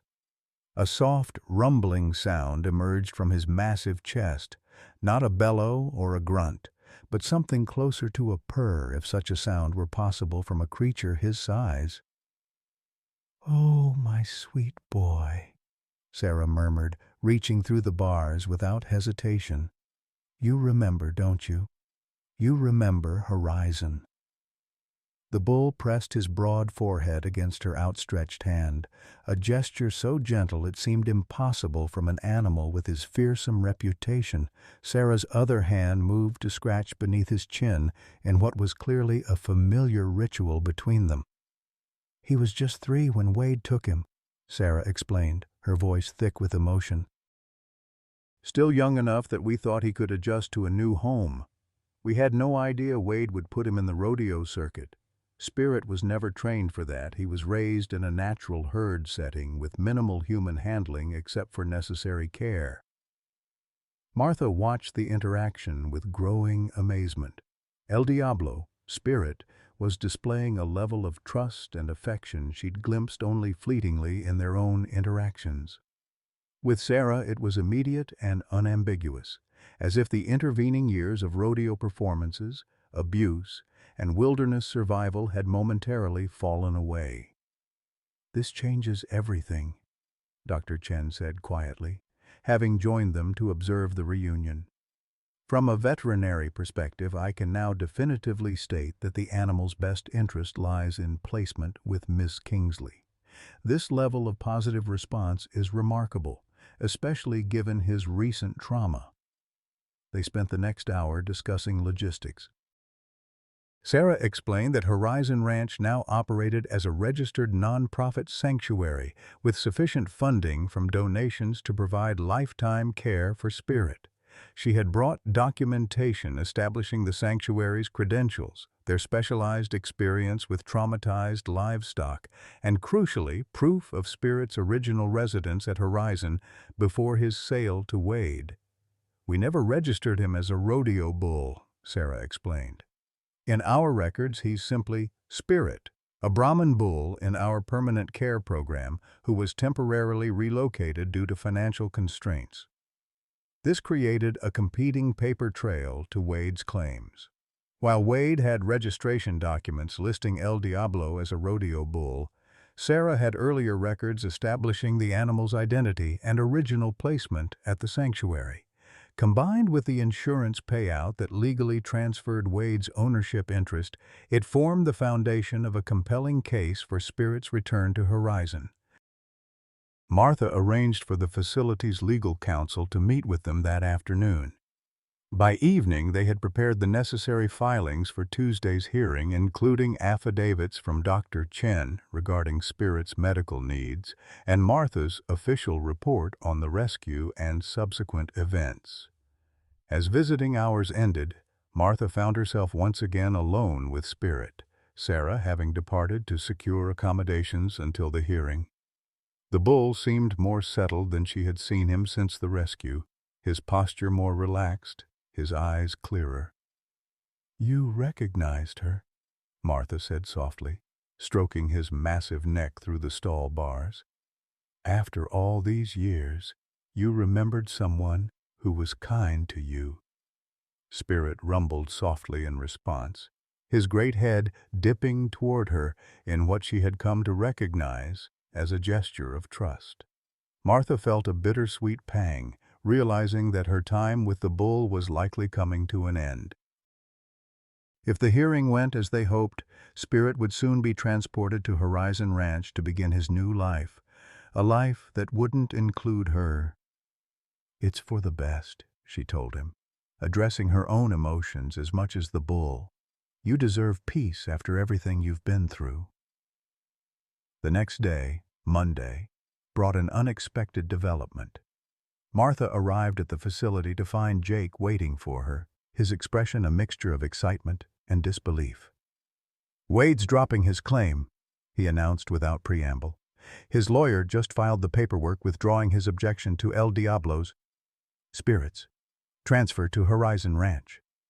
Martha stared at him, momentarily speechless. "Why? What changed?" Jake shook his head, equally baffled. "I don't know. Uncle Wade wouldn't take my calls last night. His lawyer just said they'd reconsidered their position in light of new information and would be focusing on resolving the insurance investigation instead." It was suspicious. Too easy after Wade's near fanatical determination to reclaim El Diablo. Martha's instincts, honed by decades of ranger work, told her there was more to the story than a simple change of heart. "I don't trust it," she admitted to Jake. Wade was willing to break into a secure facility and risk criminal charges to get Spirit back. He wouldn't just walk away. They approached Spirit's stall with heightened vigilance, but the bull appeared calm, eating the fresh hay that had been provided with his morning feeding. Dr. Chen joined them, carrying Spirit's medical chart. "His readings are better today," she reported. "Temperature normal, inflammation reduced. I think seeing Sarah yesterday had a positive effect on his overall condition." Martha nodded, still troubled by Wade's abrupt reversal. "Have there been any other visitors? Any calls about him?" Dr. Chen shook her head. "Just the regular staff. Security has been extra vigilant since the incident with Wade." She hesitated. "There is one piece of good news, though. The insurance company has formally relinquished any claim to Spirit.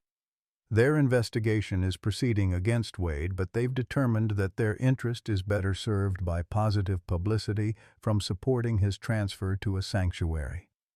This, at least, made sense to Martha.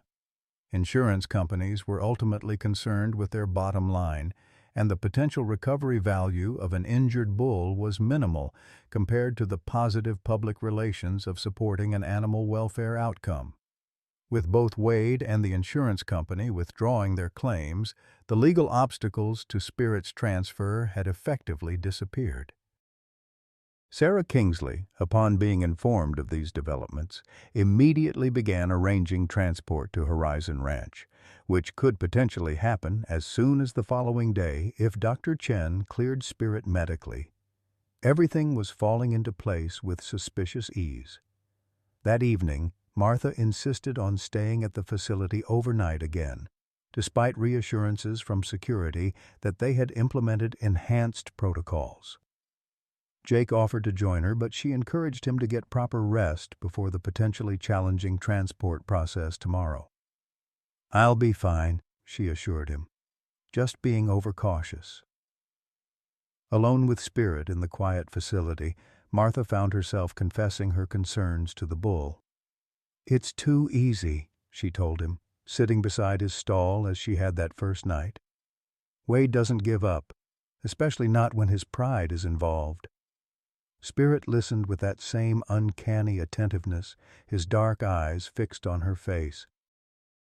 The redness had faded almost entirely now, revealing their true, deep brown color, intelligent and somehow ancient, as if he carried the wisdom of his entire species within him. "Tomorrow you'll be going home," Martha continued, a catch in her voice. "Back to Horizon where you started. Back to being Spirit instead of El Diablo." She smiled sadly. "I'll miss you, big guy. Didn't expect that when I first heard your cry in the ravine." Spirit moved closer to the stall bars, lowering his massive head to her level. Martha reached through, stroking the broad plain between his eyes, a gesture that had become familiar between them. In that quiet moment, she felt a connection that transcended the usual boundaries between human and animal, a recognition between two beings who had each experienced loss and found their way back to purpose.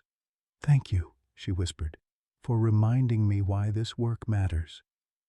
Morning brought a flurry of activity. Dr. Chen performed a final examination and cleared Spirit for transport, emphasizing that his leg would require ongoing care but was stable enough for the journey to Horizon Ranch. Sarah arrived with specialized transport equipment, including a custom-padded trailer designed for injured large animals. As the facility staff prepared for the transfer, Martha found herself increasingly on edge, still unable to shake the feeling that Wade's surrender had been too convenient, too sudden. She insisted on personally inspecting the transport route from Spirit's stall to the loading area, checking for any potential security vulnerabilities.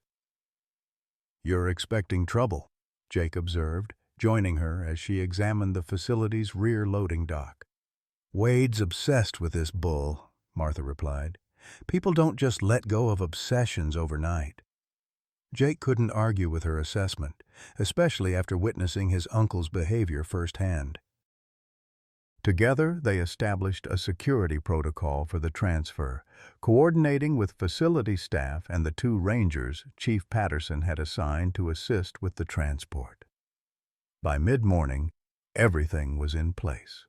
Spirit had been lightly sedated, just enough to keep him calm during the transfer process without compromising his ability to stand and balance. Martha helped secure the specialized harness that would support his injured leg during transport, speaking soothingly to the bull as she worked. "Almost time," she told him, checking the harness straps one final time. "Your new life begins today." As they prepared to lead Spirit from his stall, Martha's radio crackled to life. One of Patterson's rangers was calling from the loading area, his voice tense. "Ranger Weathers, we've got a situation out here.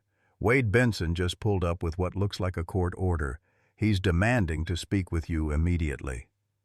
Martha and Jake exchanged alarmed glances. "Keep him outside," Martha instructed through the radio. "I'll be right there."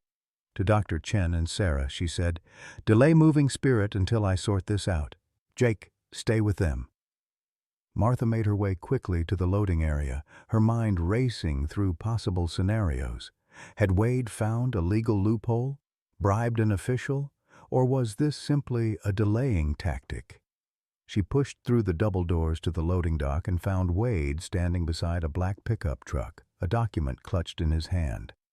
He was alone, without his ranch hands or his lawyer, which immediately struck Martha as odd. "Wade," she acknowledged him cautiously. "I understand you have another court order?" He held up the document, but made no move to approach or hand it to her. "Not exactly, more of a proposition." Martha maintained her distance, acutely aware of the rangers flanking the loading area. "I'm listening."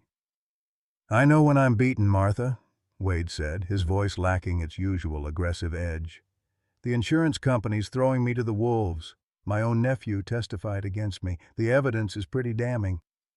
"So what's your proposition?" Martha asked, still wary. Wade gestured toward the facility. "I want 5 minutes with El Diablo. Alone, no restraints, no witnesses. Just him and me. One last time." Martha stared at him incredulously. You can't be serious.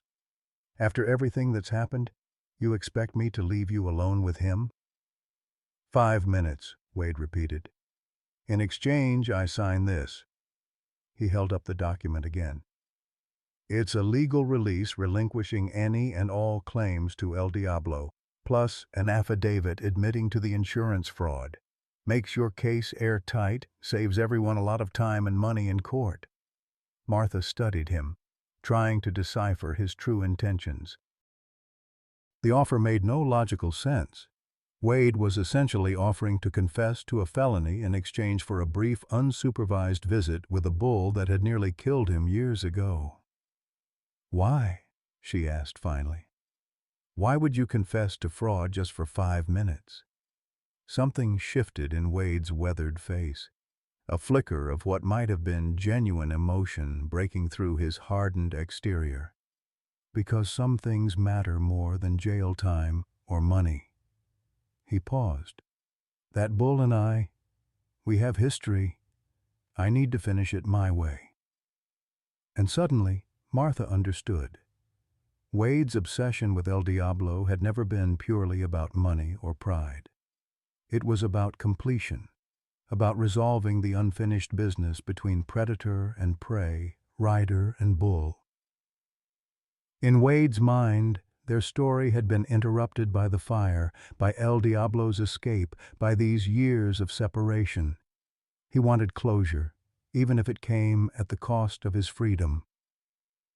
No, Martha said firmly. I won't risk Spirit's well-being, not even for a signed confession. Wade's expression hardened. Spirit, so you're using that hippie sanctuary name for him now? He's El Diablo, always will be, the devil bull that no one could ride. He's whoever he chooses to be now, Martha replied. His rodeo days are over, Wade. It's time to let him go. For a moment she thought Wade might argue further, might revert to threats or attempt to force his way into the facility. Instead, his shoulders slumped slightly, the document dropping to his side. You think you know him, he said quietly. You don't. Not like I do. Martha felt an unexpected pang of sympathy for the man before her. For all his faults, all his cruelty, Wade had recognized something special in El Diablo. The same spirit, the same indomitable will that had drawn Martha to the bull. Maybe not, she conceded, but I know enough to respect his choice. And he's chosen freedom. Wade looked past her toward the facility, as if he could see through walls to where Spirit waited. Take care of him, he said finally, the words seeming to cost him considerable effort. He's one of a kind. With that, he turned and climbed back into his truck. Martha watched him drive away, the unsigned confession still clutched in his hand, and felt the last piece of the puzzle fall into place. Wade had never intended to give up his claim to El Diablo. His withdrawal of legal objections had been a tactical retreat, a way to lull them into a false sense of security while he planned this final confrontation. But faced with Martha's refusal, with the reality that his chapter with El Diablo was truly ending, something in Wade had finally accepted the inevitable, not gracefully, not completely, but enough to drive away rather than fight a battle he now recognized as lost. Martha returned to the large animal wing where Jake, Sarah, and Dr. Chen waited anxiously for news. Wade's gone, she informed them simply, and he won't be back. Let's get Spirit home. 1 year later, Martha Weathers eased her truck down the long gravel driveway of Horizon Ranch, the Montana landscape spreading before her in a tapestry of late summer gold and green. The wheelchair in the truck bed rattled slightly over the uneven surface, a reminder of the changes the past year had brought. Though she had regained some mobility after her surgery, her days of traversing difficult terrain as a ranger had ended when her spine was severely injured during a flash flood at the sanctuary 3 months ago. The accident had occurred during Spirit's first thunderstorm at Horizon. The massive bull, still traumatized by the barn fire years earlier, had panicked and bolted from the sanctuary barn, heading straight toward a rapidly flooding creek. Martha, visiting that day, had gone after him without hesitation. She had managed to turn him back to safety, but the price had been high: a fall on slick rocks, a crushed vertebra, and a future forever altered. As Martha parked near the main barn, Sarah Kingsley emerged from the ranch house, waving a welcome. The sanctuary owner had become a close friend during Spirit's rehabilitation, their shared dedication to the bull's recovery forging a bond that extended beyond professional courtesy. "Right on time," Sarah called as she approached. "He's been restless all morning, like he knew you were coming." Martha smiled as she carefully maneuvered from the truck to her wheelchair. The doctors had been cautiously optimistic that with continued physical therapy, she might eventually walk short distances with a cane. But for now, the chair was her constant companion. "How's he been since the new herd arrived?" Martha asked, referring to the 3 retired rodeo bulls that had been rescued from a disbanded show in Wyoming the previous month. "Interesting dynamics," Sarah replied, falling into step beside Martha's chair as they moved toward the largest pasture. "He was standoffish at first, typical dominant bull behavior. But then something shifted. It's almost like he recognized they'd been through similar experiences. Now he's showing them the ropes, leading them to the best grazing spots, keeping them away from the electric fence." Martha nodded, unsurprised. In the year since his arrival at Horizon, Spirit had demonstrated remarkable intelligence and adaptability. The bull that had once been the terror of the rodeo circuit had gradually transformed, his natural temperament emerging as the trauma of his past receded. They crested a small rise, and Martha's breath caught at the sight before her. The pasture spread out in a natural bowl shape, bordered by aspen groves beginning to show hints of autumn gold. In the center stood Spirit, his massive form unmistakable even among the other Brahman bulls grazing nearby. The distinctive white facial markings that had once earned him the name El Diablo now seemed less mask-like, more a natural part of his dignified appearance. "He's magnificent," Martha murmured, taking in his healthy coat and strong stance. The limp from his injured leg was still visible when he moved, but it had improved significantly under Sarah's care. His eyes, once inflamed to an eerie red glow, were now clear and dark, reflecting the intelligence that had helped him survive years in the wilderness. "He's thriving," Sarah agreed. "The nightmare is finally behind him."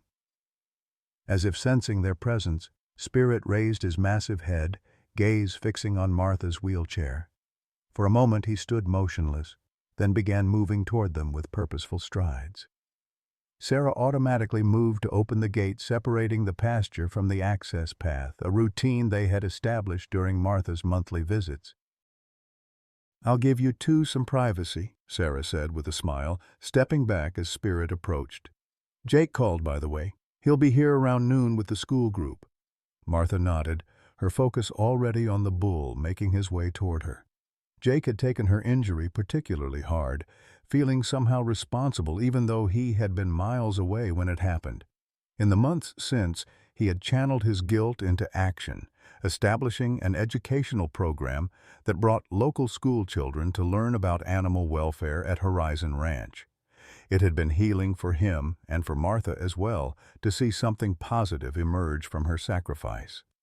Spirit stopped a few feet from Martha's wheelchair, his massive head lowering to her eye level in what had become their customary greeting. Martha reached out, stroking the broad plain between his eyes with practiced gentleness. Despite his size and strength, easily capable of overturning her wheelchair with a single motion, his movements around her were always measured, careful, as if he understood her vulnerability. "Hello, old friend," she said softly. "You're looking well." The bull exhaled softly, his warm breath washing over her in familiar greeting. Martha had given up trying to explain the connection she felt with this animal, how his eyes seemed to hold a wisdom and understanding beyond ordinary animal awareness, how his presence brought a peace she had rarely experienced since Thomas's death. She wheeled herself along the fence line, Spirit walking beside her at an unhurried pace. They had developed this routine during her visits, a slow circuit of the pasture, stopping occasionally for Spirit to graze or for Martha to rest her arms. Today they paused beside a young aspen, its leaves shimmering in the light breeze. "I brought you something," Martha told him, reaching into her jacket pocket. She withdrew an apple, holding it flat on her palm, as Spirit delicately took it with his surprisingly nimble lips. It was a small ritual, this offering, but it had come to mean something to both of them, a reminder of their first days together when Martha had used apple pieces to coax him to trust her. As Spirit enjoyed his treat, Martha found herself reflecting on the journey that had brought them here. From that first cry echoing through Dead Man's Ravine to this peaceful moment, so much had changed. Wade Benson had eventually pled guilty to insurance fraud, receiving a reduced sentence in exchange for his testimony against the veterinarian who had falsified the death reports. Jake had found his calling in conservation education, building bridges between the ranching community and animal welfare advocates. And Martha had lost her career but found a new purpose. Though no longer able to serve as an active ranger, she had accepted a position developing educational programs for the Wildlife Service, working primarily from home but making regular visits to schools and community centers. Her story, and Spirit's, had resonated with people across the country, bringing attention and donations to Horizon Ranch and similar sanctuaries. The cost had been high, but sitting here in the Montana sunshine with Spirit's massive form beside her, Martha couldn't bring herself to regret any of it. "We made it," she told him, her voice soft with emotion. "Both of us. Broken, but healing." Spirit turned his great head toward her, those intelligent eyes meeting hers in what felt like understanding. Martha had long since stopped questioning these moments of connection, accepting them as real regardless of what conventional wisdom might say about animal cognition. The sound of vehicles approaching broke their solitude. Martha checked her watch, Jake arriving with the school group right on schedule. Spirit's ears pricked forward at the noise, but he showed none of the anxiety that would have overwhelmed him a year ago. "Sounds like we have company," Martha told him. "Are you ready to meet some children?" The educational visits had been introduced gradually, with Spirit initially watching from a distance as children interacted with other more socialized animals. Over time, he had shown increasing curiosity, eventually allowing supervised interactions with small groups.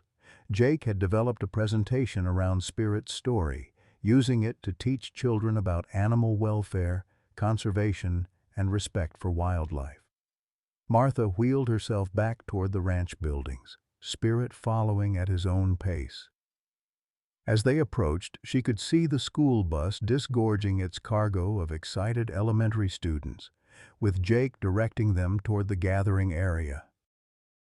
He caught sight of Martha and waved, his face lighting up with genuine pleasure. At 30, Jake Wilson had found his true calling in this work, his ranger training providing the perfect foundation for outdoor education.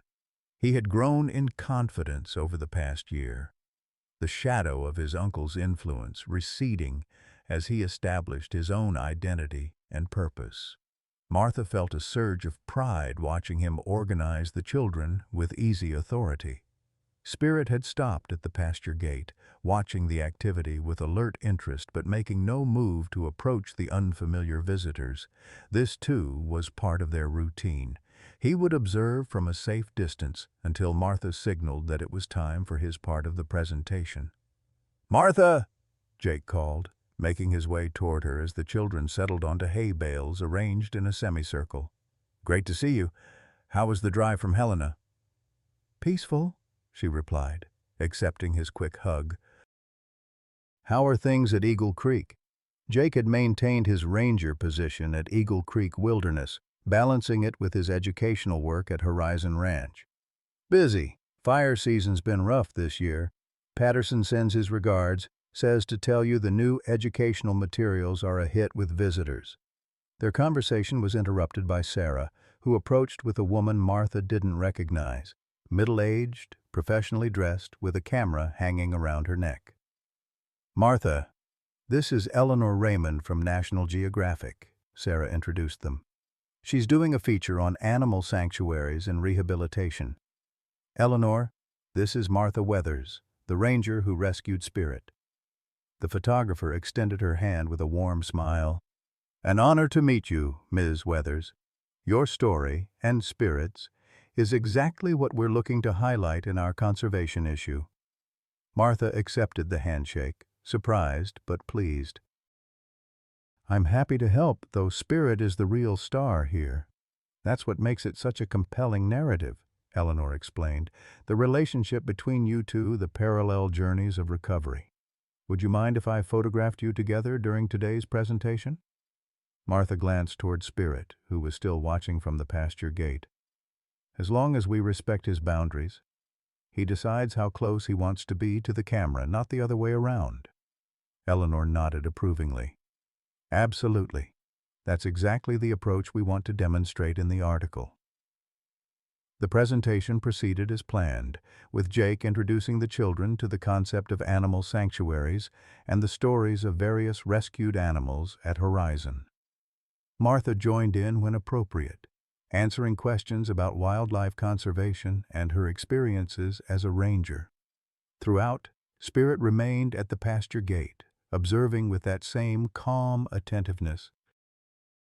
When it came time for the highlight of the program, Jake turned to Martha with a nod. She wheeled herself to a position midway between the children and the gate, then made the subtle hand gesture that was Spirit's cue. For a moment the bull didn't move, and Martha wondered if today might be one of the days when he chose to remain at a distance. Then, with deliberate dignity, Spirit pushed through the gate Sarah had left unlatched and began walking toward Martha. The children fell silent, eyes wide at the approach of the massive animal. Even from a distance his size was impressive. 6 feet tall at the shoulder, over 2,000 pounds of muscle and bone, moving with surprising grace despite his slight limp. He stopped beside Martha's wheelchair, positioning himself so that his bulk partially shielded her from the group, a protective stance she had noticed him taking more frequently since her injury. Martha placed her hand on his shoulder, feeling the solid warmth of him, the steady rhythm of his breathing. "This is Spirit," she told the children, her voice carrying clearly in the hushed atmosphere. 10 years ago he was taken from a sanctuary like this one and forced to perform in rodeos. He was called El Diablo then, the devil bull, because no one could ride him for more than a few seconds. She continued the story, simplified for young ears but honest about the hardships Spirit had endured and the resilience he had shown. The children listened with rapt attention, occasionally raising hands to ask questions that Martha answered patiently. "The most important thing to understand," she concluded, "is that animals like Spirit deserve our respect. They have their own lives, their own feelings, their own ways of experiencing the world. Our job isn't to make them do what we want, but to protect their right to be who they are." As if punctuating her words, Spirit gently bumped his massive head against her shoulder, a gesture of affection that elicited delighted gasps from the children. Martha smiled, stroking his neck in acknowledgement. Eleanor captured the moment with her camera, the soft click barely audible but enough to catch Spirit's attention. He turned his great head toward her, eyes assessing but unafraid. The photographer lowered her camera respectfully, waiting until he looked away before raising it again. The presentation concluded with Jake leading the children to another part of the sanctuary to meet some of the gentler residents, retired farm animals specifically socialized for educational interaction.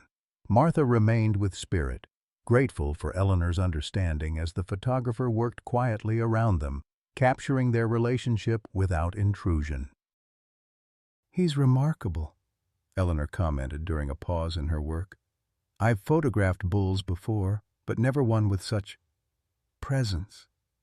"He's been through more than most humans could endure," Martha replied, "and come out the other side with his spirit intact." "Like someone else I could mention," Eleanor observed with a knowing smile, glancing at Martha's wheelchair. Martha acknowledged the parallel with a slight nod. Her journey of physical recovery had been challenging, marked by surgeries, setbacks, and the gradual acceptance that some changes were permanent. The psychological adjustment had been equally difficult, grieving the loss of her active ranger identity while finding value in her new role. Throughout it all, her monthly visits to Spirit had been anchors, reminders that adaptation was possible, that dignity could survive limitation, that connection transcended circumstance. In his quiet presence, she found the strength to face her changed reality without bitterness. As the afternoon light began to soften toward evening, Sarah approached with an update. "The children are boarding the bus. Jake says to tell you he'll stop by your place next week to help with the garden preparations for winter." Martha nodded her thanks, realizing how late it had grown. "I should be heading back while there's still good light." Eleanor had finished her photography and was packing her equipment. "Thank you both," she said warmly. "I'll send preview copies of the article before publication, of course. What you're doing here deserves to be shared with the world." After the photographer departed, Martha prepared for her own journey home. Spirit remained beside her wheelchair as Sarah brought her truck closer, the bull watching with what Martha had come to recognize as concern in his expressive eyes. "I'll be back next month," she assured him, stroking his broad forehead one last time. "Keep an eye on those new bulls.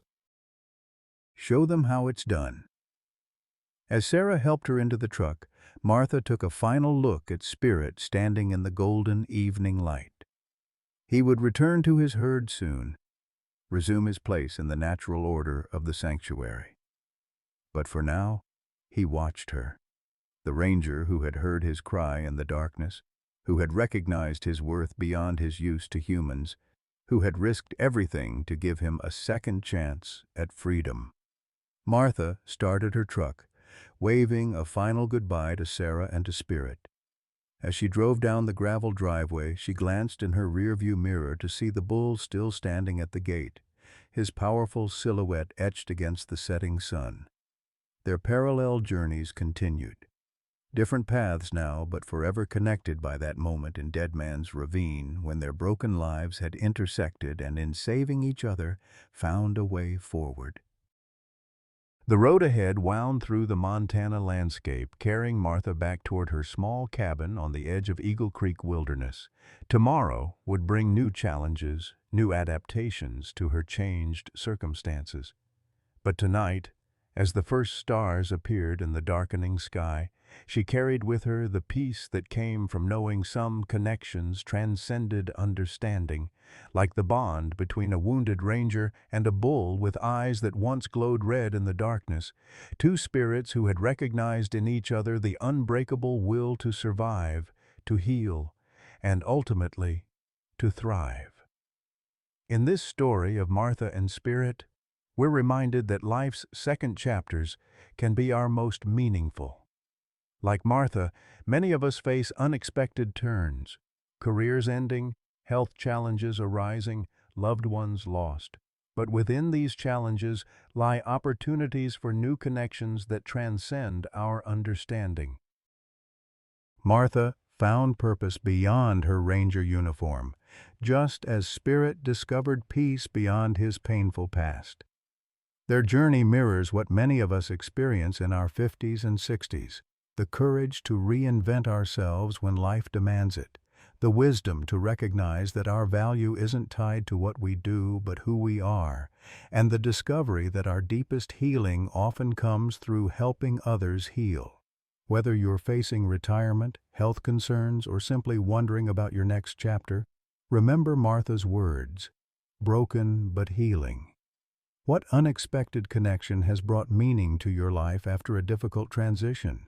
Or perhaps you've experienced a bond with an animal that seemed to understand you on a deeper level. Share your story in the comments. Your experience might be exactly what someone else needs to hear today.